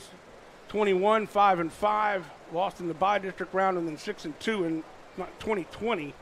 Again, losing out in the second round of the playoffs. I'm going to tell you, I can't remember the kid's name, but he was a linebacker. I believe he was a Hanbury. He was so much fun to watch. Run the ball, come in the power position. 1st and 10 after the penalty inside inside Sanamaw territory, heading with the ball for the first time in a while. He will be slung down short of the first down. Pick up a 7. He did get out of bounds, so they stopped the clock. Stop the clock. Hedden hasn't run a lot. He ran a lot last week against Prairieville. He has not run much today. Pick up a 7. See if they take a shot with 4 seconds left. I think they're going to call a timeout. Nope. They're lining up. Well, Pearson did a good job on that play, running that guy down and getting him down right around the out of bounds marker. Owen Fletcher looking for somebody to throw to, dumps it off in the flats around the 29-yard line. Still on his feet, and they finally tackle him, and that'll do it for the first half of play. As we head to the locker room, the Sanamaw Gators lead 28-14. We'll be back with our halftime entertainment. Don't go anywhere, folks. A lot more football coming up here on the REV Game of the Week. Welcome to REV, delivering fiber-powered technology for both your home and your business. With phone service that connects you to what's important, internet that keeps your devices up and running, TV that delivers all the big moments, and security that protects how you live and work. All backed by local support teams right here in Louisiana. With 5-star service and reliability you can count on, we're ready to connect you to the people and places that matter most. REV. BT Chapman and AJ Pickett with Advantage Therapy are honored and excited to team up with Sanamaw High School Athletics. At Advantage Therapy, we are dedicated to helping our patients regain the highest possible functional status through one-on-one patient care. Advantage Therapy has spent nearly 2 decades providing both outpatient orthopedic physical therapy and occupational therapy to the people of Ascension and surrounding parishes. From all of us at Advantage Therapy, go Gators! Chris's Specialty Foods has you covered for tailgating this season. We do all the prep work so you can spend time enjoying your family and friends. Steaks, burgers, sausage, chicken, wild game, and many other great pork options. Our central location is now open on Wax Road behind the Walmart. And the new Highland location serves hot lunches and has a meeting space for your work team. New Orleans and Millerville are rocking as well. It's fast, affordable, and delicious. It's Chris's Specialty Foods. Everybody loves Chris's. REV presents the Action Minute. Here's the Clinical Director of Action Therapy and Wellness, Haley Leindecker. Let's talk about preventing hamstring tears with football players. The single leg glute bridge will strengthen your hamstrings and glutes. Lie on your back with one foot on the ground and the other leg extended. Push through the grounded heel to lift your hips, keeping the leg extended in line with your body. Hold at the top, then lower slowly. The Romanian deadlifts build eccentric hamstring strength and reinforce proper hip hinge mechanics. Stand with dumbbells or a barbell, hinge at your hips with a soft bend in the knees, lower the weight down the front of your legs, and return to standing using your hamstrings and glutes. For walking lunges with hamstring emphasis, take long strides into a forward lunge, leaning slightly forward at the hips. Focus on pushing off the heel of the front leg to engage the hamstrings. Action Therapy and Wellness specializes in physical therapy, sports therapy, and hand therapy. Just remember, no referrals needed. Give us a call today.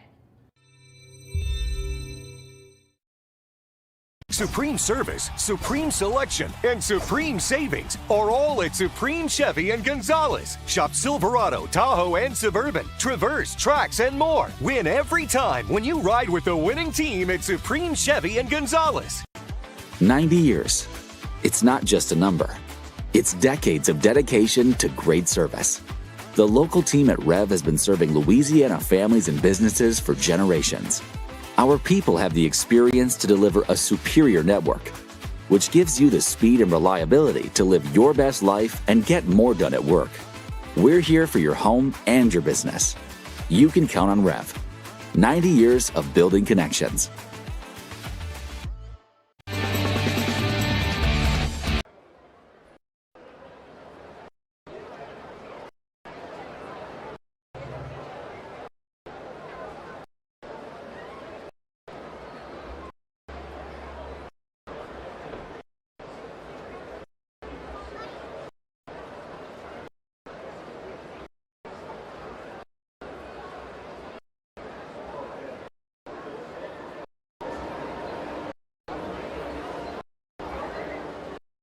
Good evening, Nation, and welcome to Halftime at the Pit. Sponsors for this halftime performances: Ascension Paper, Ice, Curve Store, DeLong Supermarket, Dental, Duke Pharmacy, Flooring and more, Orthodontics, Sprout Early Learning Academy, T-Wayne's Cooking, and Bank. Join us as we welcome the 2025 High School Band. Tonight we present the 3.5 parts of our competition show. Imagine by Evan Van Dorn, featuring the music of Rikus, Anthony Newley, Shostakovich, Tang, and Stephen Malillo. Drum majors Itzel Oliver Ford, and Aubrey Scanlon. The Seminole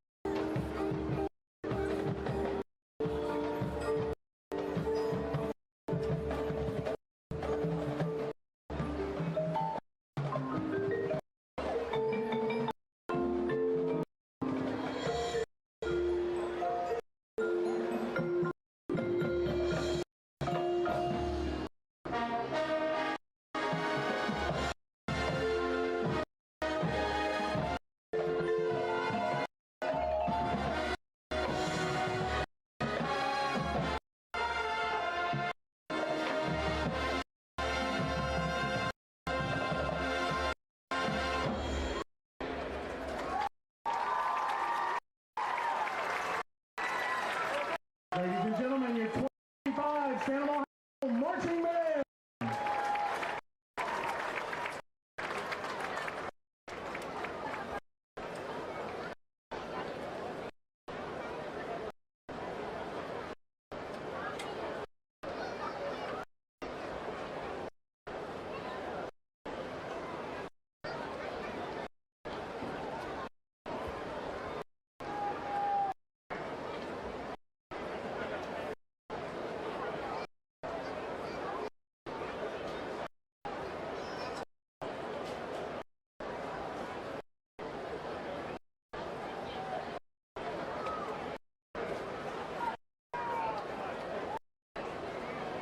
Continue tonight's halftime with the Santa High Spirit Band, which is all wind, percussion, color guard, and Gatorade members at Santa High School. We begin our spirit show with an energetic dance routine by the Santa High School Gatorettes, featuring this 1983 hit song by Riot. Choreographed by Landry, Jay Bennett, and Sydney Bell. Here is Come On, Feel the Noise.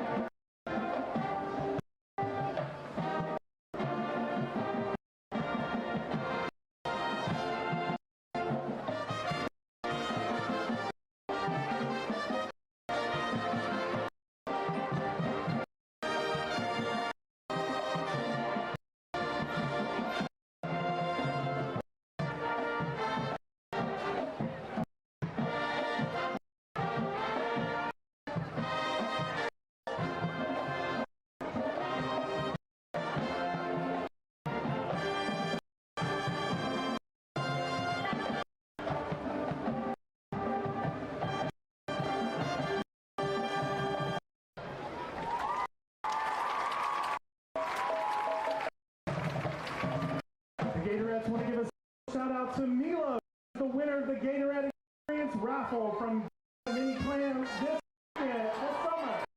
Get on your feet and cheer the Gators! Go Gators!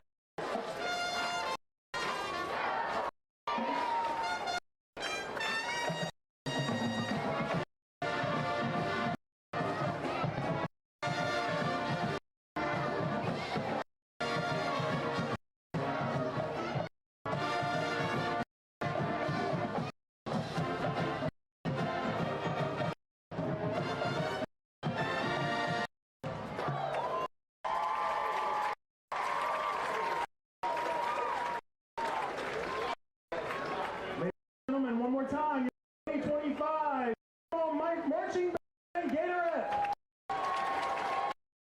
The Santa Monica band director is Joseph Lasser. Welcome to REV, delivering fiber-powered technology for both your home and your business.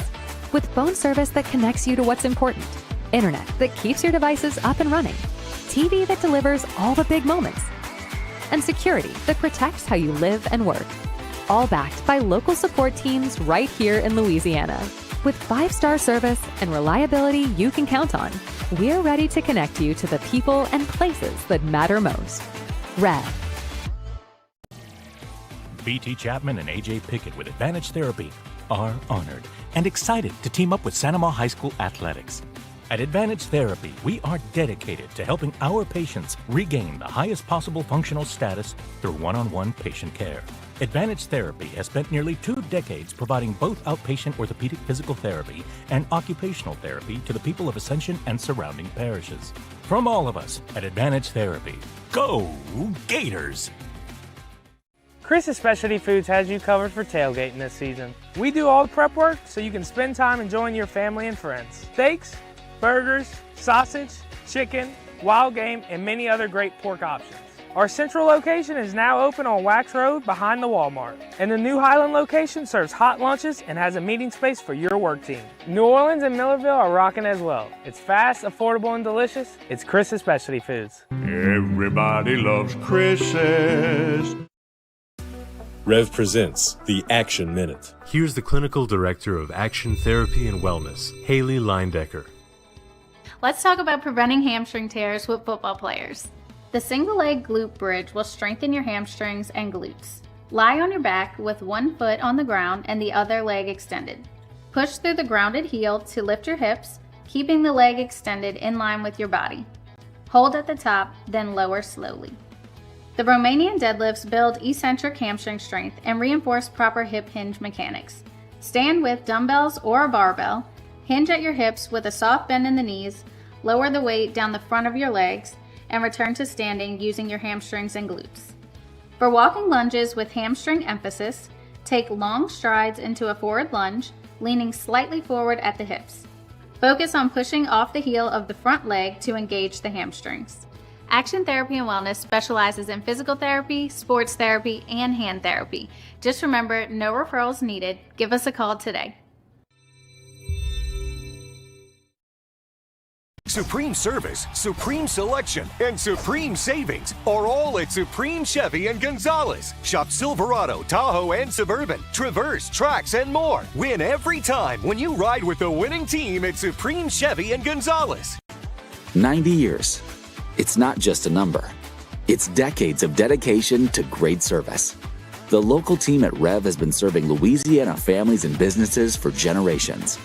Our people have the experience to deliver a superior network, which gives you the speed and reliability to live your best life and get more done at work. We're here for your home and your business. You can count on REV. 90 years of building connections.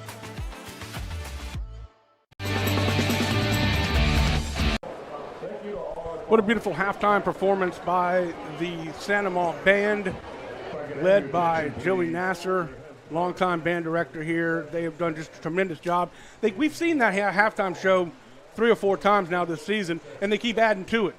Just a beautiful job that they do, and I'm glad that we get to bring that to you. A lot of times you don't get to see that part of a football game, and they work just as hard, if not sometimes harder than some of the guys that are on the field. Well, they have all kinds of competitions and stuff like this.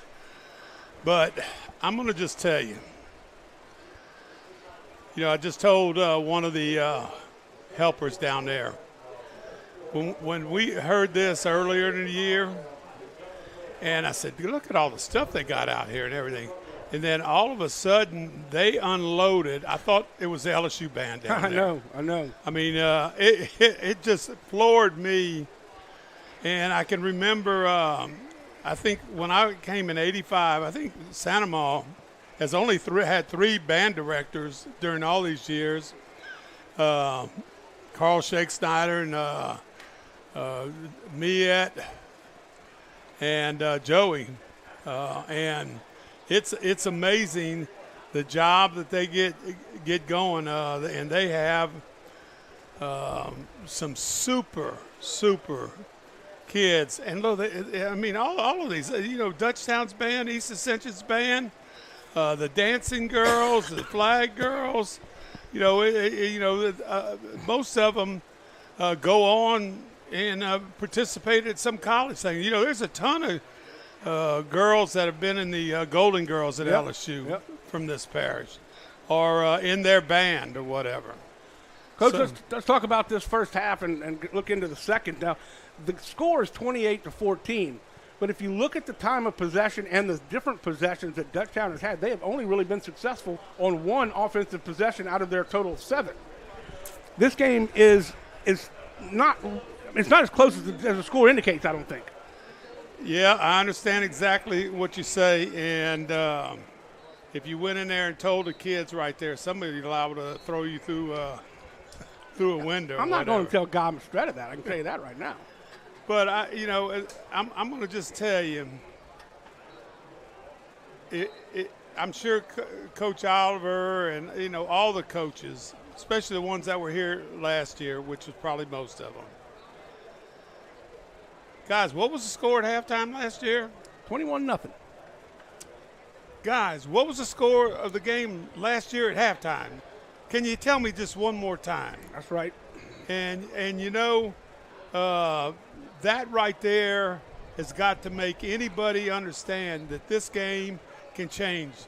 Those kids in the white uniforms over there, they're you know, they don't have scholarships or anything like that, but they've been working just as hard as anybody else. This is Ascension Parish. You have the opportunity that you don't have in a lot of parishes, you know, as far as an education and stuff like this. So I can tell you, you are going to get Dutchtown's best in this second half. 100% for sure, Coach. And it will be Dutchtown's ball to start off the second half, so they'll have an opportunity to see if they can't get some offense going here in the third quarter. And to me, that is the scariest thing. You know, they seem to have a little idea, you know, on that last kickoff. You know, I'm definitely not an experienced guy, but you know, if you eliminate a big part of the field and try to kick it across the field onto the numbers, it gives you time right there. And usually they're going to probably go up this sideline and make sure that you do a good job of loading up that sideline, and you bring in speed coming in from the other side. You know, and you know, maybe because you know, you don't think they've practiced this over and over and over, and it's kind of crazy. But you know, Dutchtown has taken advantage of this, and here we are. We're fixing the kickoff, and it's going to be interesting to see, because this might be the most important play of the second half right here. We're going to take note for sure. In the East Ascension Live Oak game, they have 9:25 left to go in the third. East Ascension has scored again. It is 24-14, EA leading Live Oak. So that's a big district game for East Ascension. You better not take either one of them lightly. No, sir. 2 weeks we will have East Ascension Sanamaw at EA.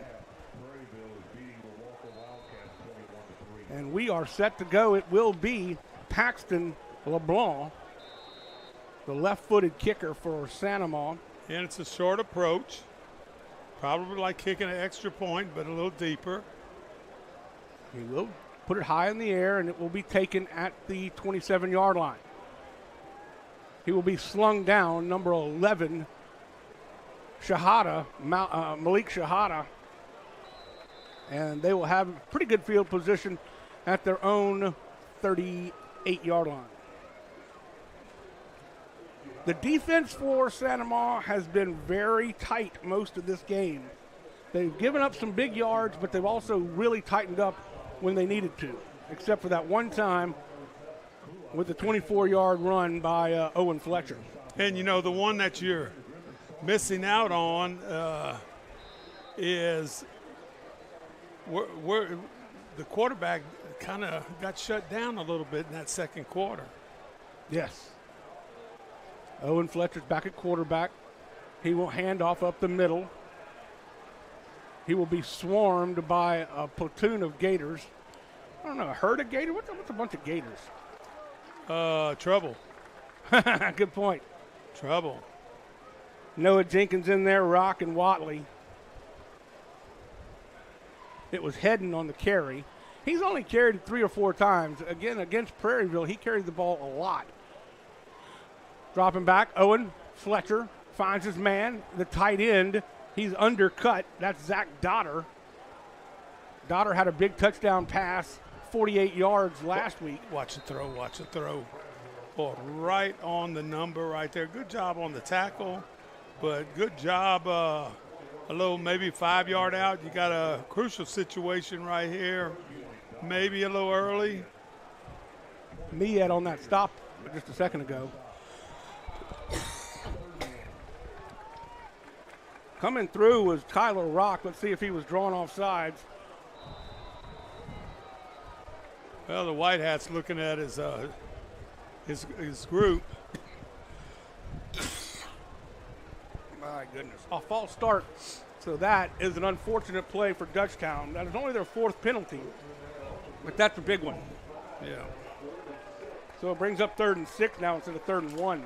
Oh, and you know, Rock has probably been schooled up by them 10 brothers that he had that played here, it seems like, about that. That's something that every offense wants to do to a defensive lineman. So on 3rd and 6, it will be Owen Fletcher. He'll take it himself, and he's got some room and some blockers out front. Breaks a tackle, still on his feet.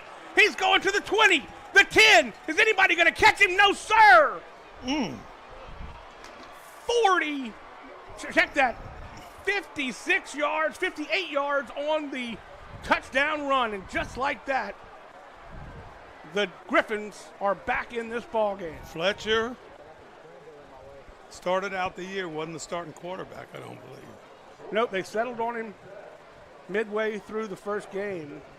And I'm going to tell you what, he is the guy that needs to take charge of his troops right there. That's his 2nd touchdown run of the night. Had one for 24 earlier. That one went 64. Check that, 56. My math is not mathing tonight. So, with 10:33 left to go in the 3rd quarter, the Griffins cut the lead to just 7, 28-21. Back right after this on the Rev Game of the Week. Welcome to REV, delivering fiber-powered technology for both your home and your business. With phone service that connects you to what's important, internet that keeps your devices up and running, TV that delivers all the big moments, and security that protects how you live and work. All backed by local support teams right here in Louisiana. With 5-star service and reliability you can count on, we're ready to connect you to the people and places that matter most. REV. 3 plays, 62-yard drive, capped off by a 56-yard run. On 3rd and 6 after the penalty. Big breakdown in the secondary of the defense, and it was just an amazing effort right there by Owen Fletcher, excuse me.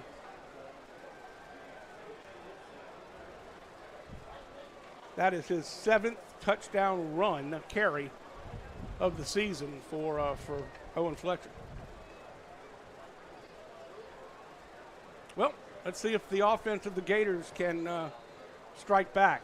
Here. We get a penalty here? Well, you're right. They are all the way at the 45-yard line. It's going to be a pop-up kick. It will be collected by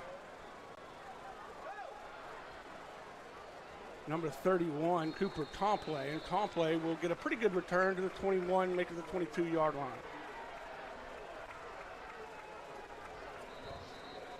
I still didn't know. There's another flag down at the 39-yard line. The referee was talking to Cole McElroy. Excuse me.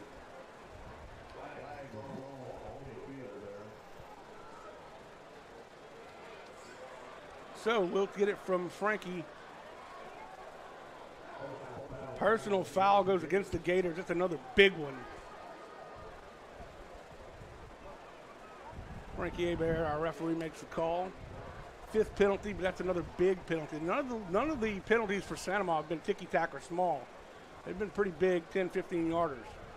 So instead of 1st and 10 from the 22, it'll be 1st and 10 from the 12. Well, Chris Harrell, defensive coordinator for Dutchtown, says, all right, we're back in the game. Let's just see what we can do to slow these folks down, make a few stops. Got 2 linebackers in the middle, and that means you're probably going on the outside here. 1st and 10. Babin flips it out to Million. Million trips. Turf Monster jumped up and grabbed him by the ankle, and he goes down. He picks up 1 yard. I think we got a few, good blocking. He has slipped and tripped a couple of times out here tonight. Watch, it just falls down. I mean, just literally falls down. He has tape around his left ankle. I don't know if that has something to do with it, if it's slipping a little bit.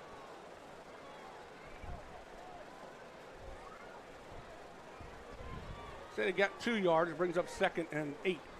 Handoff to Hickerson. Hickerson sheds 1 tackle, picks up 5 to the 19-yard line. Needs 1 or 2 here, huh? Yeah, looks like 2. 3rd and 2 for the Gators. Content to Hanbury makes the tackle, but he was able to dip his shoulder down and duck off one of the tacklers at the line of scrimmage. Dropping back. Babin looking for somebody to throw to across the middle, and it was almost hit the referee in the head. He had to duck down, and I think that probably forced Millian. He couldn't see it. Watch right here. It's a great angle. I don't think he could see the ball because it went literally right over the referee's head, and he had to duck down, or he would have been hit in the face. So they'll have to punt this one away, and Miette will do the honors. Same way they started the first half, with a first possession punt. They had 7 total possessions, scored on their last 4, and this is another short punt by Miette. Took a great Gator bounce, a lucky bounce, because that one was only a 22-yard punt. Ends up being about a 35-yard punt. They'll take over at the Gator 44, so they didn't even get across midfield. This is only the 2nd time in the game that Dutchtown has started off in Gator territory.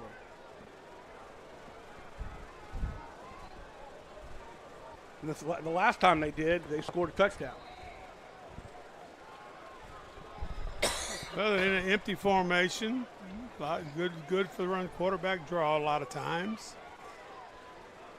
One defender flies by, dumping it off, and throwing it out of bounds is Owen Fletcher. Interesting look. I think that's the first time tonight offensive coordinator Michael Janis has been in that. Maybe getting a look to see if he wants to use it, spread people out a little bit more here in the second half. 6:07 left to go in the third. East Ascension scores again, 31-14 over Live Oak. 2nd and 10 in our game. It will be Fletcher. He'll be met at the line of scrimmage by Rock, Jenkins, and Watley. 95 in there as well. That's C.J. Francois. 3rd and 10, no gain.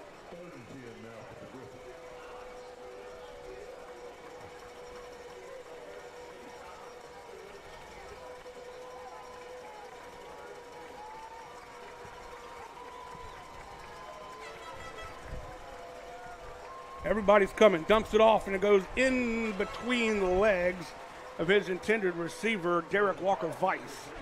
4th down. Great job on the coverage right there. Shows watch coming straight down the line of scrimmage, and that cornerback is right in his hip pocket. Good job right there defensively. Clarence Jackson's been all over the field tonight.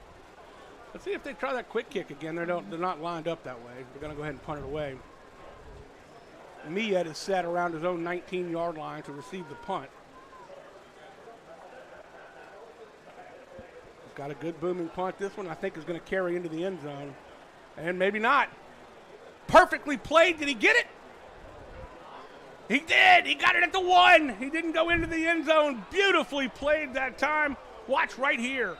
Number 17 makes the stop, LeBlanc. Oh, my goodness, what a play. And, you know, when the guy went in motion, we saw that in the first half. The Miette came up like he was involved in coverage right there on the motion guy. And lo and behold, nice kick. Boy, I tell you what, the kicking game is so crucial no matter what league you're in. Nice punt right there. He has been very effective. That's Rutson has been doing a phenomenal job. Pinned them down at their own 4, their own 5, and now at their own 1. Did he get out? Got him marked. Barely got out.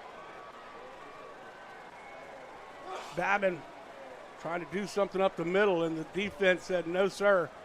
Well, he is lucky he didn't get a safety on that one.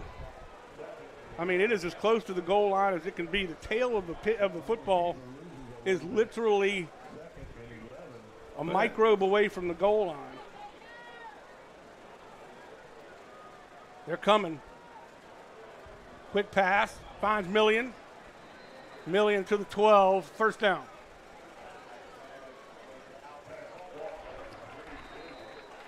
Well, that might be stealing right there, a little quick out.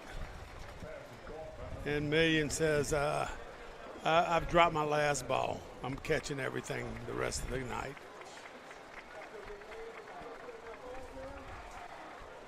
Ladner checks in at the tight end spot. Gordon is also in the backfield. 1st and 10. It'll be Cooper. Cooper pitches it. He's got some running room. This is a great run for Hickerson. Hickerson takes it all the way down to the 34. 22-yard pickup. You just don't see that anymore. Go out there somewhere around that defensive end spot. Get somebody to commit to you that's on the outside, and you pitch it out there, and your running back catches it and gets a first down. I've never understood why people don't do that. I mean, every once in a while, at any level. It seems like a wonderful play. Pulls it back, throws it. Oh, just as you said, he wasn't going to drop another one. That one was a little high for him, but hit him in the hands. Brings up second down. Well, everybody from Dutchtown's pointing, and you know, your wide receiver did a good job of kind of running everybody off. And Miette was just a little bit, the throw was just a little bit high. Yep. Babin will be flanked on both sides. Brings up 2nd and 10. Hand off to Hickerson. Hickerson will pick his way through the defense and a hard-fought 5 yards.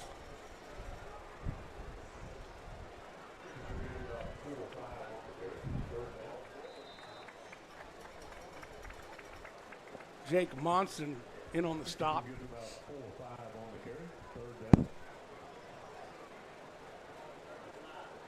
Along with Brooks Brumstead.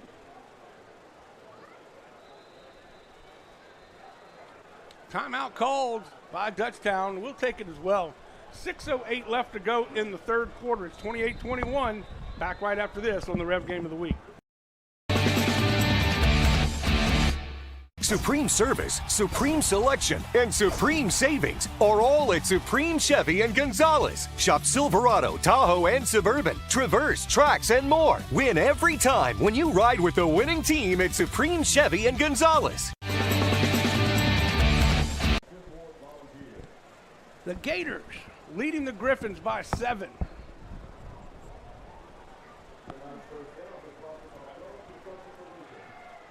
Griffins took a timeout there, and they just wanted to get things set.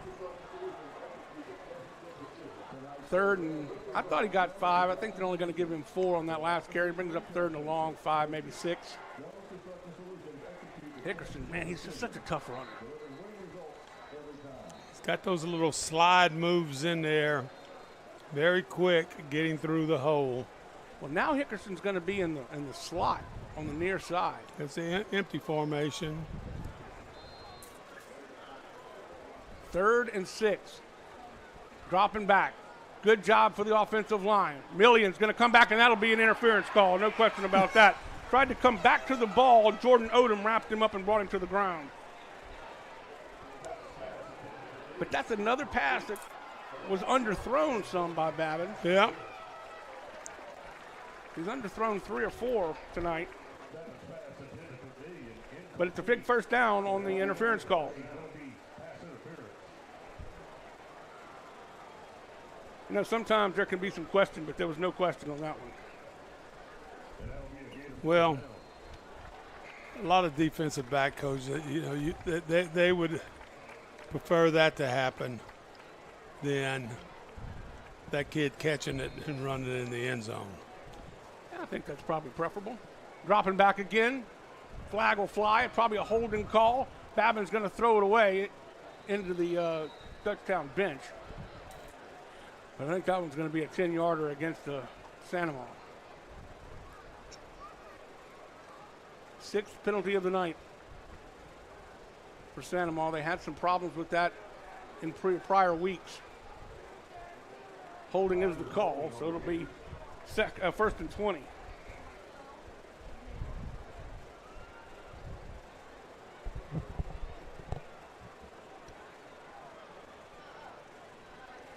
Ball back to the 44-yard line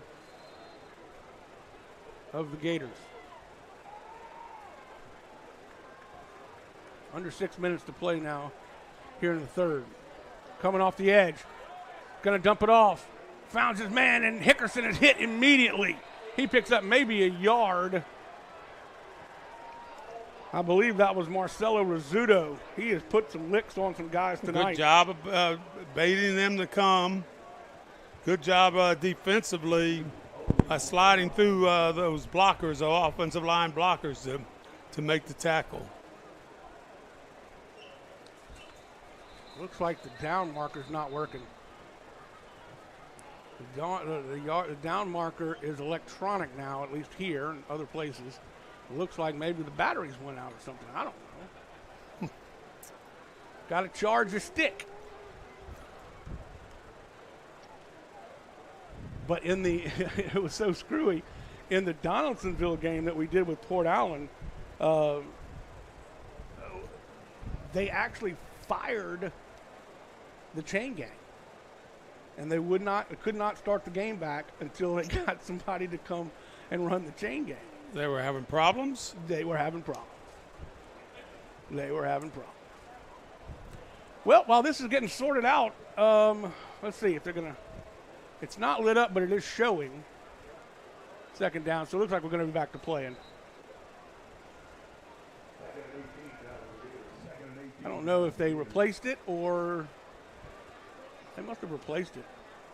Because it's definitely not the same down marker that we were looking at. It is nice when it is lit up like they have it with the LED. No you doubt. can really see it. This is second and about 20. Yeah, he didn't get anything on that last one. Good tackle by Rizzuto. I wonder if there's any relation between Marcelo Rizzuto and Riley Rizzuto. Marcelo for Dutchtown and Riley for the Gators. Babin running for his life, looking for somebody downfield. Chameleon, and it's ducked away. What a beautiful defensive play by the cornerback or the safety, actually. What a play by Martell Rogers. Wow. Boy, I tell you what, he came in right at the last with a little burst of speed and was able to knock that ball away. Good job defensively. Martell Rogers has been playing both sides of the ball. He's a Travis Hunter for the Dutchtown Griffins. You notice what's happening. Cooper's been getting a little heat on him. They're coming from the outside, and there they come again. Oh, man, he is in trouble. He ducked out of one tackle, still on his feet, looking for somebody to throw it to. It hums it downfield, and it's intercepted, or is he out of bounds? Out of bounds. I think it was incomplete because he was out of bounds, but a dangerous pass by Babin that time. Trying to get it to Elisar. Nope. Yeah, it was out of bounds. 1:28 left to go in the third. East Ascension pouring it on Live Oak, 38-14. EA is for real. Very much so.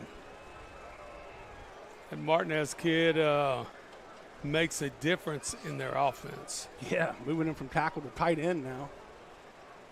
Fair catch called by Martell Rogers, so he is all over the field, and he'll collect the punt at the 22-yard line or make it the 24, and that is where the Griffins will start this drive.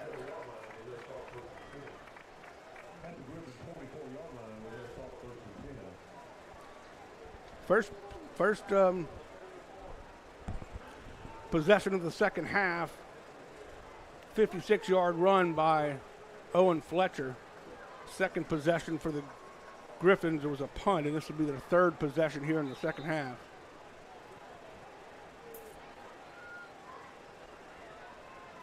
Handoff up the middle. Drags the pile for 4. That was Hedden.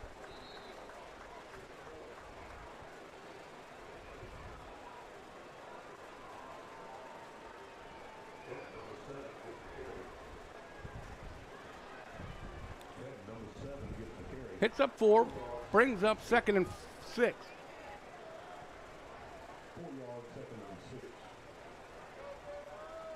Owen Fletcher still at quarterback, changing the play at the line of scrimmage, talks to his lineman. He'll take it himself. It was a straight quarterback draw. Picks up the first down and more. About 9 yards on the carry, moves the sticks. You know, Fletcher's been pretty solid here tonight.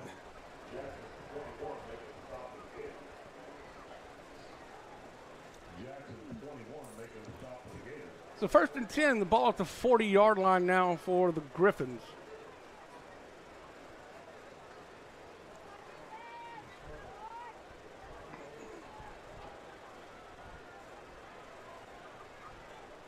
Dropping back, looking for somebody to throw to. He finds his man, ducks under coverage. Still on his feet, and he'll be wrapped up. That was number 1, Marcel Rizzuto. What's that? No, number 4, excuse me. Flood pass route right there. You had a little longer throw to 17 in the flat right there that could have easily gone. Went to the easy one. That was Derek Walker Vice. I messed up on that one. On the catch. Yeah. LeBlanc on the number 17 that was running deep there. Empty backfield. Straight draw. Quarterback right into the teeth of the defense. Cole McElroy will make the initial contact and bring him down, but still Owen Fletcher picks up 5 or 6, and it brings up 3rd down and 2. McElroy's having a pretty good game.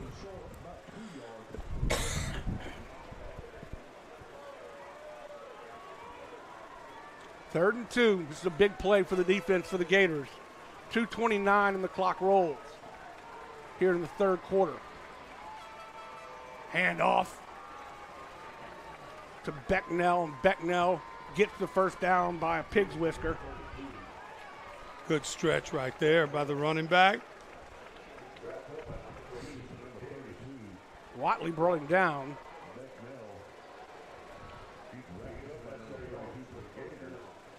Ball right at the 50-yard line.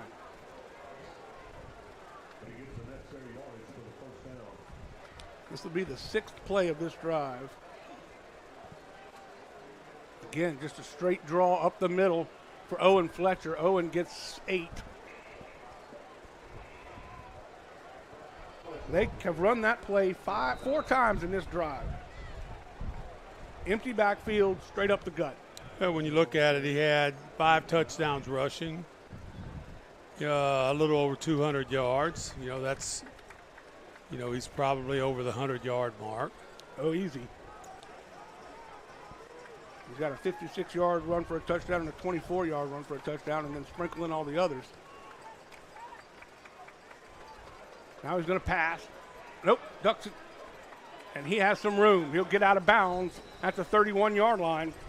Another first down, racking up some yardage and moving the chains is Owen Fletcher.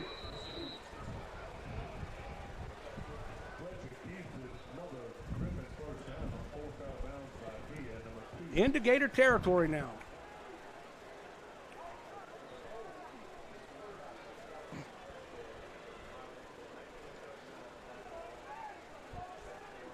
so far about 5 minutes on this drive for Dutchtown. Being chased, can't get him. Owen Fletcher will take it himself. He's got some room, still on his feet, picks up 14, maybe 15, and he'll move the chains once again into the red zone. Got to be careful the way he was holding that football a little bit, but he finally tucked it.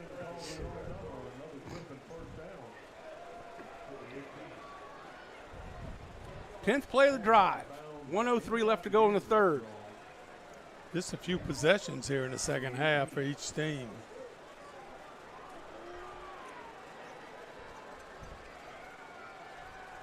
Fletcher calls for the football. This time he hands off to Hedden. Hedden's got a hole. He's on his feet, still up, and he's into the end zone. Touchdown. About a 6-minute drive, 10 plays, and they put it in the end zone, and they are an extra point away from tying up this football game.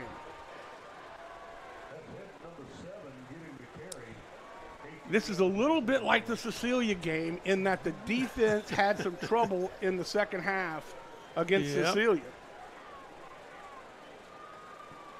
Rutson puts it up and good. With 56 seconds left to go in the third quarter, we're tied at 28 apiece. Don't go anywhere, folks. This is coming down to the wire. Back right after this on the Rev Game of the Week.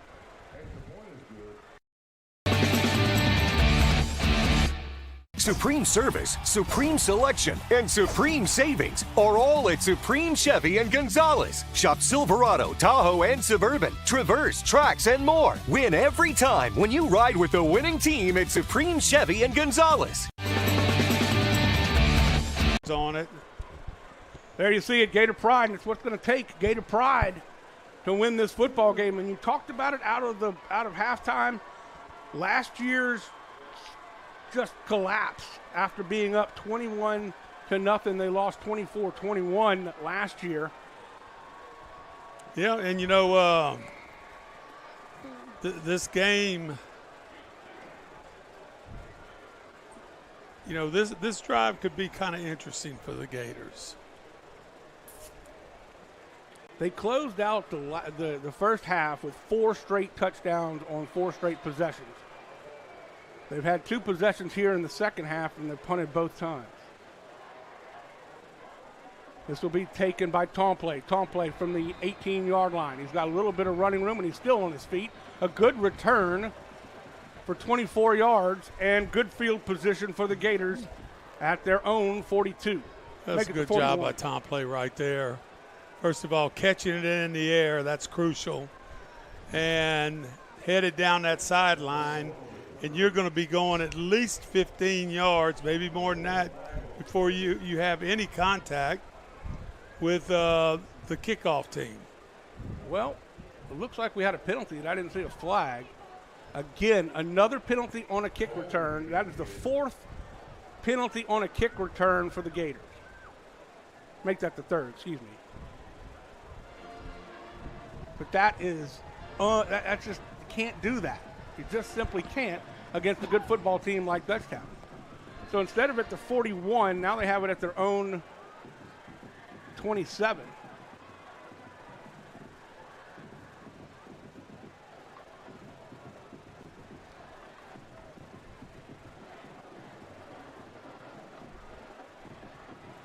Gators hand off to Hickerson. Hickerson with some lead blocking. He'll be stopped after a 3-yard gain. A.J. Price in on the stop along with Drew Price and Robichaux.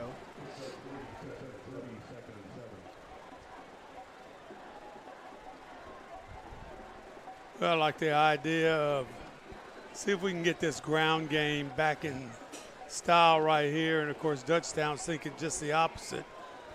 Give us your best shot. Let's see what happens. Brings up 2nd and 7. Nope, it's going to be a pitch on the option to Hickerson. Hickerson will be hit and wrapped up at the 35-yard line. Nice job for Carter Hanbury.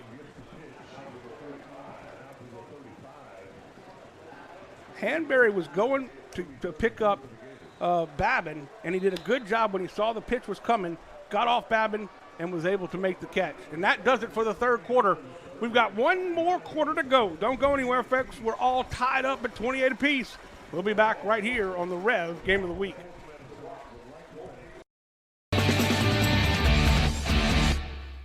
Welcome to REV, delivering fiber-powered technology for both your home and your business. With phone service that connects you to what's important, internet that keeps your devices up and running, TV that delivers all the big moments, and security that protects how you live and work. All backed by local support teams right here in Louisiana. With 5-star service and reliability you can count on, we're ready to connect you to the people and places that matter most. REV.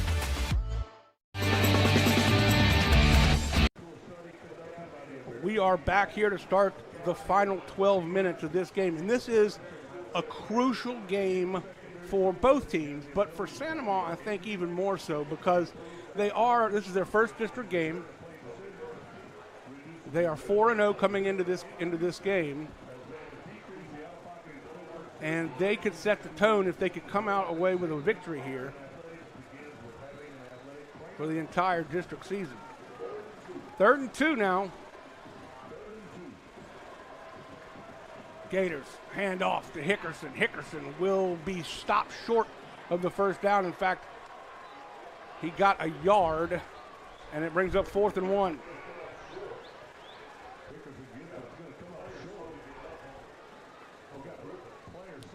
That's number 15 who's slow to get up on the Dutchtown side. That's Bryce Chatfield. Bryce Chatfield, number 15.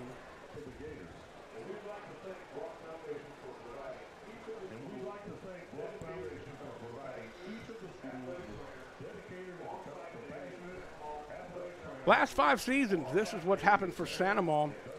They went 8-2 by district, lost in the by district round. Then they went to 10-2 in 23, lost in the regional round. In 22, 4-7.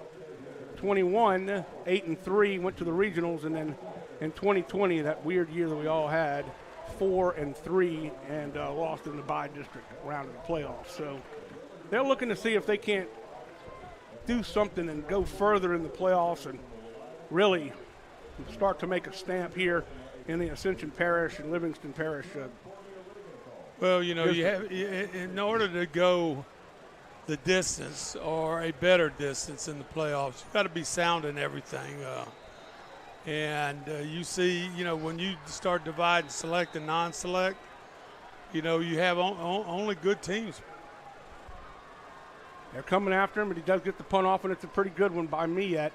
It will be collected by Martell Rogers, and he's still on his feet, and finally he will be stopped forward progress at the 38-yard line. And by the way, a group of Gators is called a congregation. Our crack research team figured that out, and we appreciate that. So a congregation of Gators on the stop. Well, you fans over there at Dutchtown ought to be a little bit excited right now. Team has come back. They've tied this thing up. They stopped the initial drive here. And here they got quarterback, running back, your 4 wide receivers. See what happens. It'll be the same run right up off the left tackle. And Owen Fletcher picking up another 5 yards, continuing to rack up positive yardage.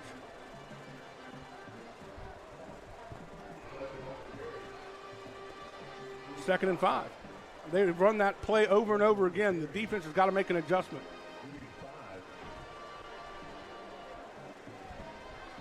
It doesn't look like they're overrunning Fletcher. It just looks like he's finding a hole. He does the same thing. Bounces it outside. Nobody there to block, and he's off to the races. High steps one defender and picks up 22. Boy, he is electric. Yes. Look at that. Hurdled one guy. Finally brought down from behind. But not after a big gain into Gator territory. They're not doing anything fancy. They're literally snapping it to him, and he's running off the left side.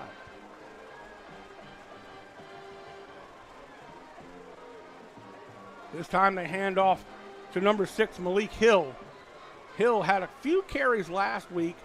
His mother passed away right before the season started, and he's just now getting kind of his legs back under him, and we certainly send our condolences to him and his family. Coach Mastretta was very high on that young man. He's a senior, but he's getting some action now. Picked up 2, brings up 2nd and 3.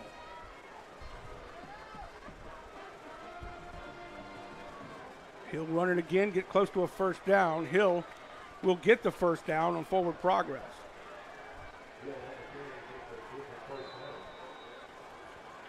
Good blocking that time by Logan Bro on the outside.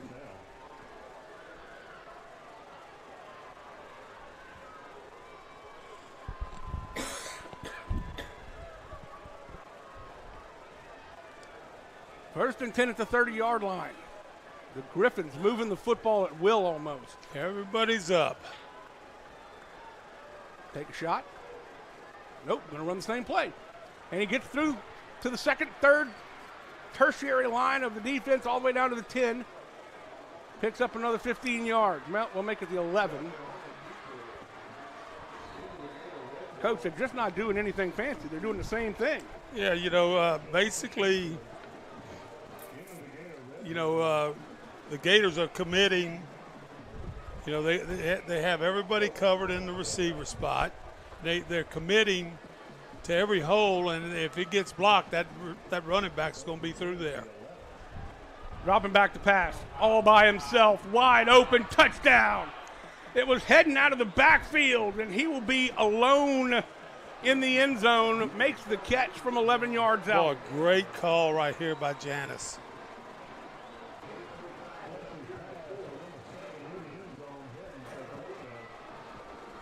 And just like that, with 8:35 to go here in the football game, the DUTCHTOWN Griffins take their first lead since very early in the first quarter. Well, about midway through the first. They led 7-0, and now they lead 35-28. We'll be back right after this. You're watching the REV Game of the Week.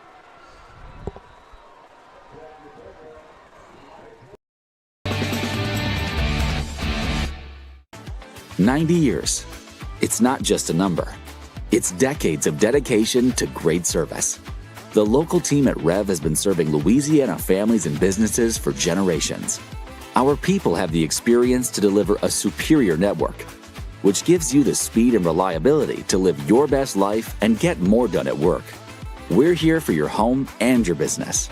You can count on REV. 90 years of building connections."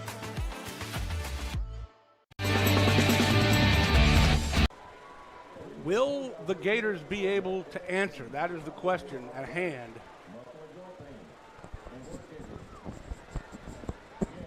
Tell you what, very methodically moving downfield. Well done by the coaching staff and the players to execute the plan for the Griffins on that drive. 5:38 left to go. We'll tell you about that in a second. Hang on. Tomplay will take the kickoff at the 6-yard line, letting his blockers get ahead of him. Let's see if they can do something without getting a penalty. He will be hit hard by number 10. That was Braden Dunn. Nice return right there by Tomplay. As I was mentioning just a second ago, fourth quarter in the EA Live Oak game, Live Oak has scored. It's 5:38 left to go in the ball game. EA still leads 38-21 now. First and 10 from the 35-yard line. Cooper Babin is going to see if he can put the team on his back. Elisar makes the catch. First down for the Gators. The referee on the back line judge threw his hat. I think that means the receiver went out of bounds on his route. Well, good pass that time for Cooper Babin. Now Babin's going to see if he can do the same thing that Owen Fletcher's been doing to them, but they can't. He'll be stopped by Hanberry.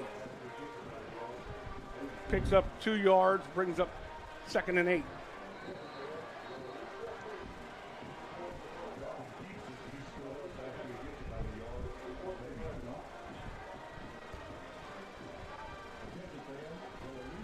Certainly no one's leaving this game early. Fans are packed in here like sardines, which is exactly the way it should be on a Friday night in October.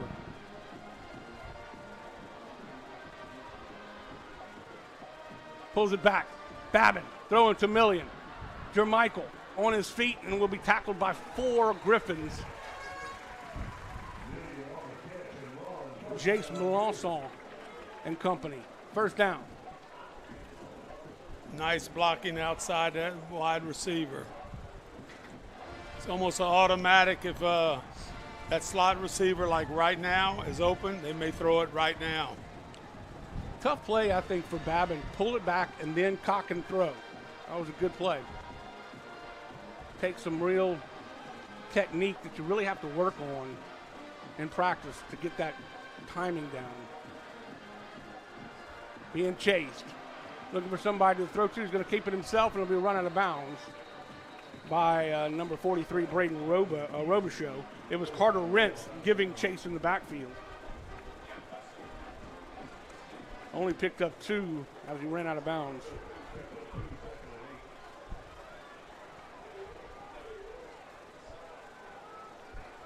Clock is not quite a factor yet, but it will be soon, and I think this is a big, big possession. Obviously, they've got to try to tie the ball game here and then get the ball back. They can't allow another 5-minute drive for the Griffins. Hand off to Hickerson. Hickerson will cross the 40 to the 41.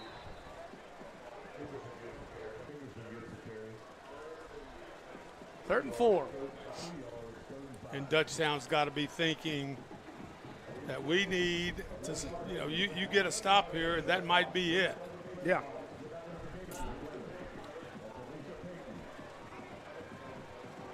Well, the way they have been methodically moving down the field, I think you're exactly right. They're definitely thinking they can run the clock out if they can get the ball back. 3rd and 5.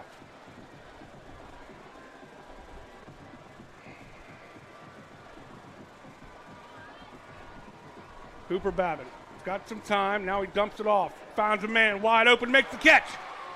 Down to this 14-yard line. What a beautiful play to Jermichael Million. No, out and up.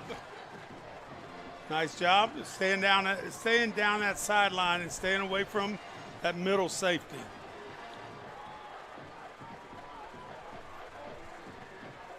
Said he went out of bounds at the 15.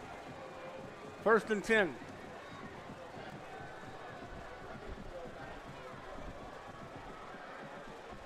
Handoff to Hickerson. Hickerson's got a big hole. He cuts back inside, runs into one of his own guys, Rizzuto. Well, Hickerson, when he got out there, he said, there's nobody else out here but me. And then he ran into Rizzuto and says, and of course, that's 1st and goal. Is that right? That is right. 1st and goal from the 4. You can't really blame Rizzuto. He was trying to block for him. Right. But it's still unfortunate because he could have gotten in the end zone. Pass is complete. Is it? No, incomplete. Trying to zip it into Million.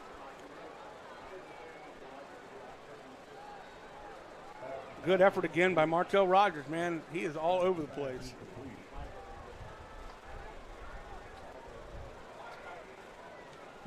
Jaquan Gordon checks into the ball game.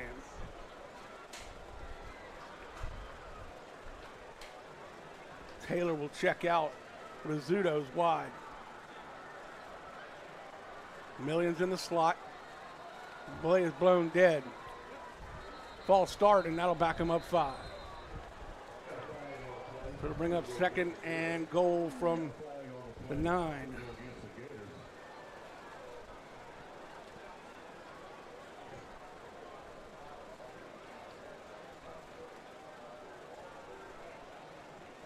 Gives them a little more room to work with, but I'm not sure that's exactly what they're hoping for.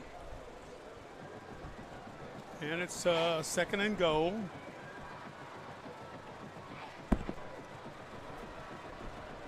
Clock stopped at 5:20 here in the final quarter of this football game, and a timeout is going to be called. I'm not sure who called it. Let's take a look, if we could, at what Dutchtown has coming up in their schedule over the next few weeks.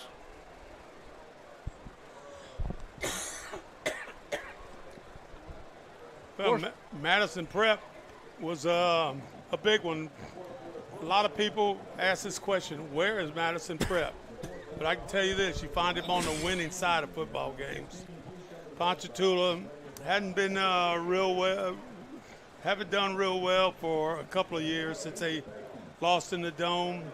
Baton Rouge Collegiate, they were doing running time in the first quarter. Prairieville, I think, you know, they had to make give you an answer and tell you exactly what's going on right there. And that's exactly what they did. And here they have a situation of what they're going to be able to do with 2nd and goal. 2nd and goal from the 8. I thought it would be at the 9, but it's at the 8. After the false start and the timeout. Looks like they're coming off the edge. They've been pretty successful on that. Dropping back is Babin. Babin throws, knocked down again. Great defense. I am so impressed with Braden Dunn. Got a penalty. Man, that looked like a pretty good defensive play to me, if it's pass interference. But again, we're a long way off. Pass interference. That'll give him a first down, half the distance.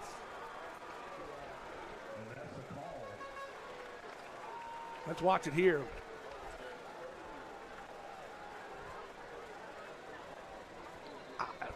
Maybe he had his right hand on his back. You're not going to be able to get a first down here. It's going to be 2nd and goal from inside the 5. I thought it would be an automatic first down. I guess not. Here we go. Fakes right, goes left. Babin is drugged down from behind. Denied the effort. Number 88 on the stop. JoJo Devertiel. 3-yard line. 3rd and goal.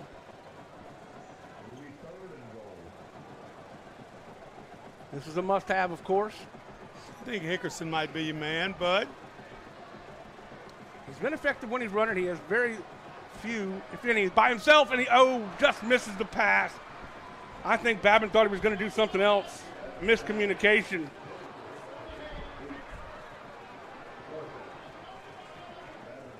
He's just stopped on his route. I don't think Babin expected him to do that. So it'll bring up 4th down. Biggest play of the game. You are correct. Got to get it in the end zone or it's a turnover on downs. No other options here. Everybody's coming. Babin dropping. Looking for somebody to throw to. He's chased. He's going to go. Nope. No, he's still on his feet. He broke 2 tackles. Look in the end zone. It's knocked away. Incomplete. I don't know how he escaped those 2 tackles at the 25-yard line, but my gosh. And then he just kind of short-armed it. And he is lucky that wasn't intercepted. I guess it really wouldn't matter.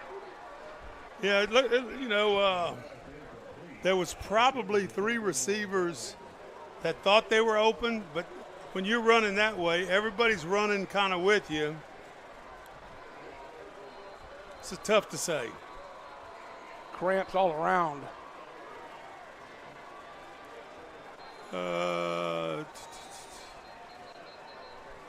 4:26 left.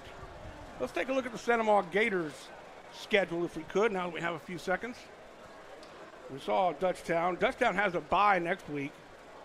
Well, we saw Cecilia Bird, and, you know, that's a big-time school in North Louisiana. They went up there and played Cap Street Stadium, which is on the south end of Shreveport, and you could see the score.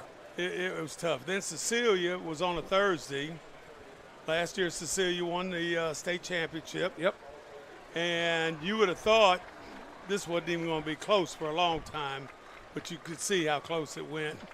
Then they saw the two athletic teams that they're going to see this year, Kennedy and Scotlandville, and were able to win them 4-0 at this time. They got Walker next week. This has got to be, they got to get the ball back quickly. They can't waste any time. Defense is going to have to come up with a big play. Own 3-yard line. Handoff up the middle. Doesn't get much, if anything, maybe a yard. I don't even think he got back to the line. Barely got back to the line of scrimmage. No gain. Those line judges, you know, they're watching everything on both ends. You got the head line judge on the other side of the field with the down box and stuff.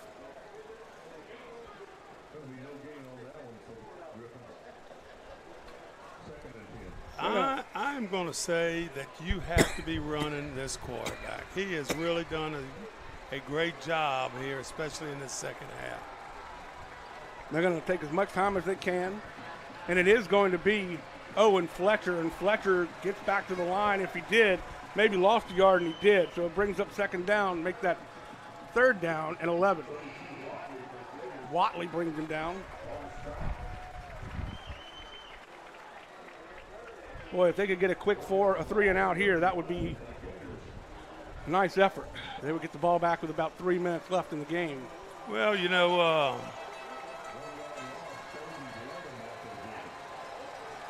this could be interesting to see just exactly, maybe try to get him to jump. There you go. I got a feeling number 8 is going to be carrying this rock. Under 3 minutes now, 2 seconds on the play clock, and they will have a delay of game. Unless he called a timeout. Timeout over here. They did get one the of the back timeout. judges. I think that was a good job by both teams. First of all, Dutchtown trying to get a jump. Second of all, Sanamaw, as sometimes they say, you hold your water right there. So Sanamaw has Walker again. They have not beaten Dutchtown since 2022. So down by a score. Hard to believe. I mean, they were in control of this game in the first half, Coach, and then just as we always see, this Dutchtown team just never quits. They're never down and out. They're never too far down that they're not going to come back and give it their all and then right back into it. And through the history of the school they've had, it seems like a lot of little bitty success with first round, second round, maybe third round, and then one time in the semifinals. But they always seem to be there and being involved. All right, this is the play of the game right here for the Gators. 3rd down and 11. Basically at the 2-yard line, 1.5. High snap, and guess who? You were exactly right, and he's undercut, and they'll have to put it away. Tremendous job that time from the outside linebacker, number 2, Miet. Miet right there.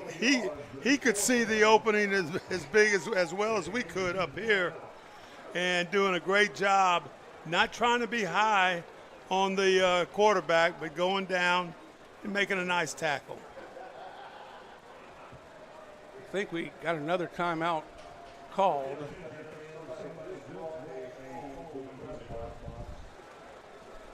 So I'm just kind of wondering, you know, you're basically going to be backed up to the end of the back of the end zone. And maybe, you know, just depends on what he's taught. 1-step kick, 2-step kick. And you see Miet here going back. And number 4, Rizzuto. Two are your better athletes. You know, but basically they are kicking from the 5-yard line. So they're thinking this is going to be a 35-yard kick. I don't know why. I always think they're going to kick a lot shorter because they're going to be concerned about it getting off quicker. The key for the Gators is not to get a penalty on the kick, on the return. Good snap. Kick is away, and it's short, way short. He got it. Oh, my gosh. I think he touched. I think it's going to be Griffin football. What did Miette do there? Flag's down. If he just got out of the way.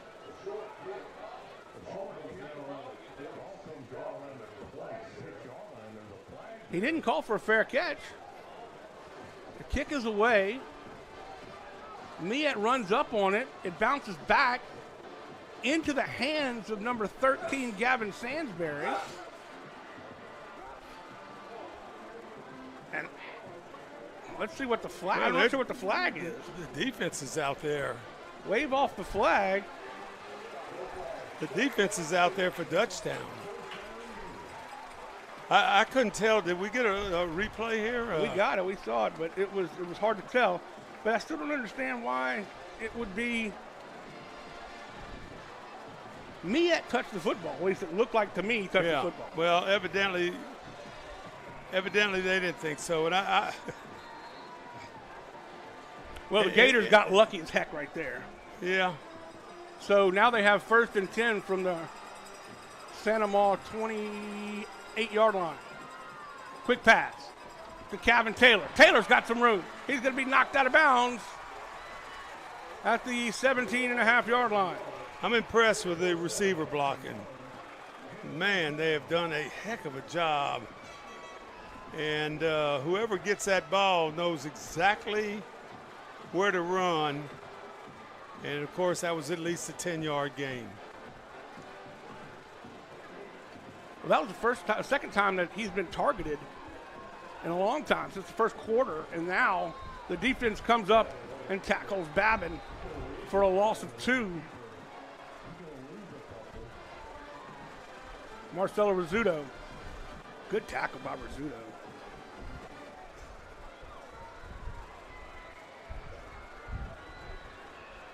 Second and 12 now. Clock rolling at 2 minutes and 3 seconds.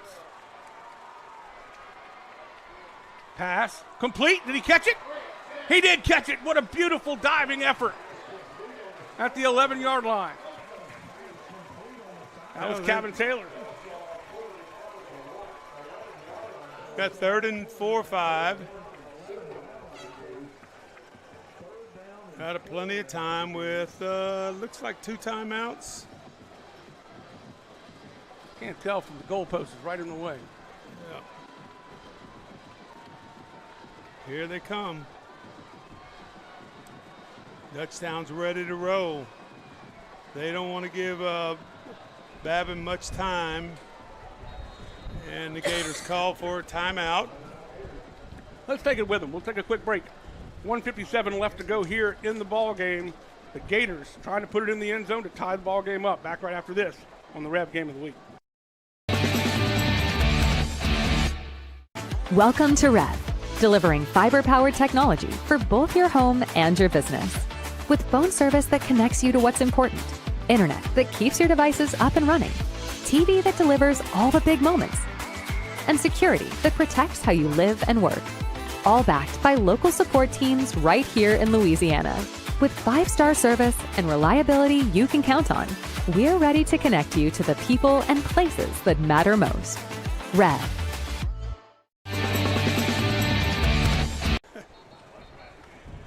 Well, it's come down to this. 1:57 left in the ball game. By the way, really quick final score. East Ascension continues to roll as they beat Live Oak 38-21 in the district game.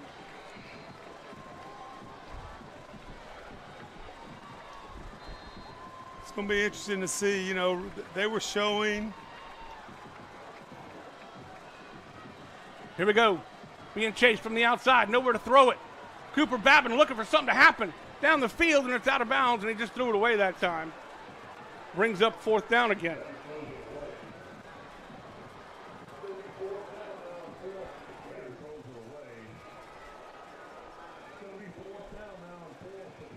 Well, they've been a little successful with this inside guy, the outside guy running a vertical, and the inside guy running like a 5-yard out, which would probably give them a 1st down.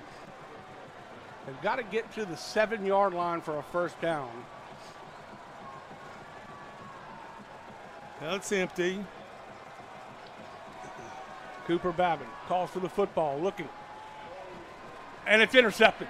It's off the hands of number 1, Rizzuto, into the hands of Rogers. And that will seal this game as Rogers has got some room and there's flags flying. And he will be tackled by Million. Oh, man, the Gators are just dejected.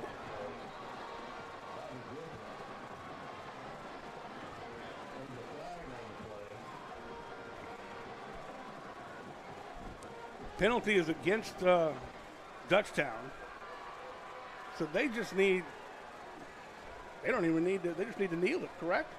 1:34 left in the game. Well, it's 40 seconds. So, yeah, they just need to kneel it a couple times and this game's over. And the streak will continue, it looks like anyway, that Dutchtown will win again and just hard-fought football. Well, it's always been a good game. And, you know, it's not the East Ascension Santa Maria game, but this is a big game right here because you're going to get Dutchtown's best and Dutchtown's going to get Santa Maria's best. Well, they have to snap this one because, of course, the clock is stopped. We'll run a play. It will be Owen Fletcher, who has had such a tremendous game running the football from the quarterback spot. Boy, he has done, you know, for a junior, and maybe you're not starting at the beginning of the year, and it seems that he seems to have answered the call tonight in a lot of different ways.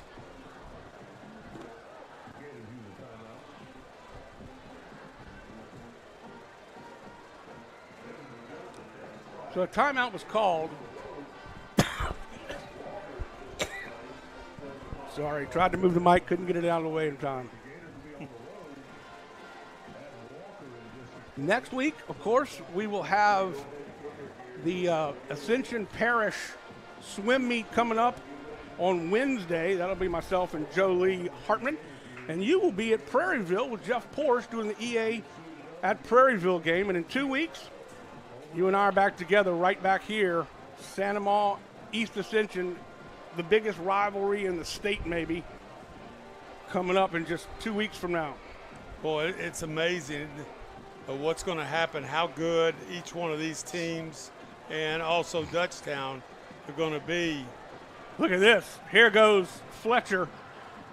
Fletcher will get it to the 30-yard line, and that'll be it. That's all they have to do. A first down, and they can kneel it a couple times, and we're finished. Big hole. You got to hand it to the offensive line of Dutchtown. McLeod, Kidd, Phillips, Bro, Lavin.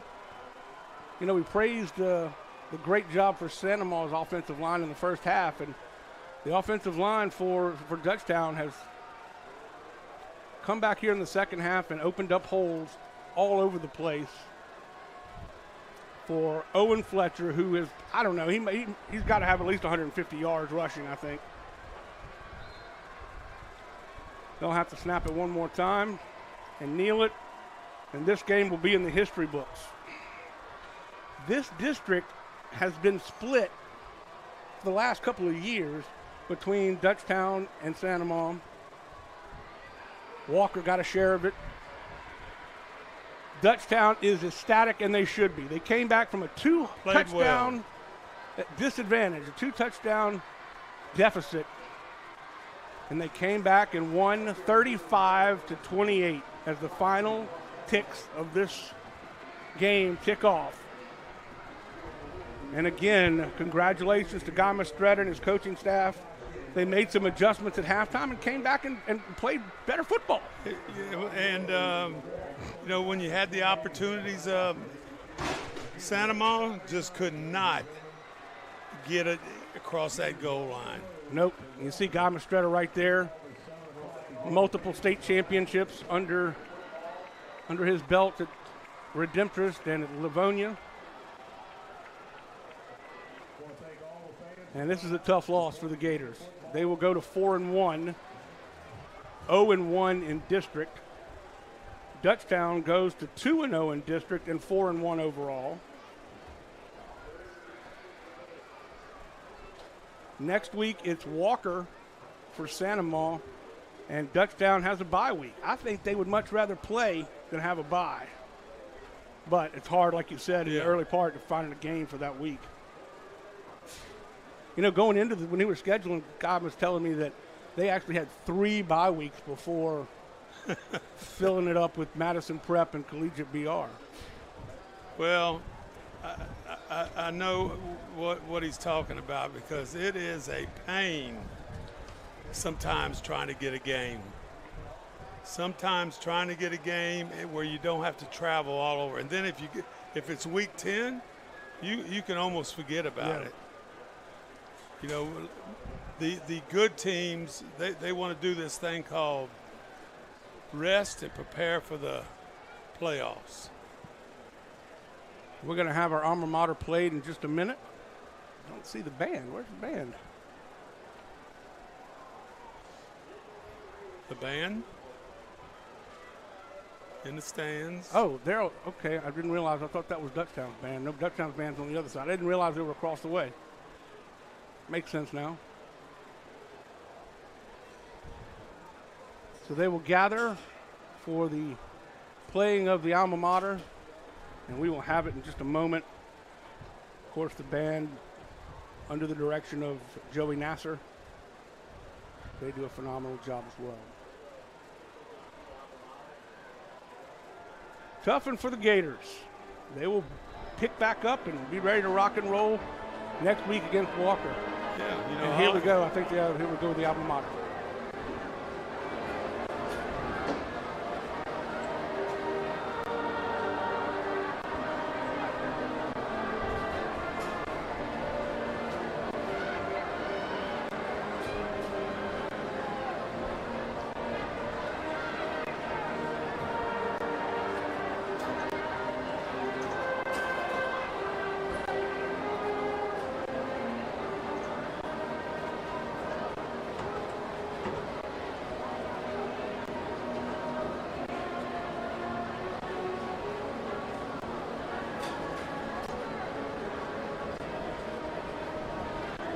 Prairieville and who next week for me?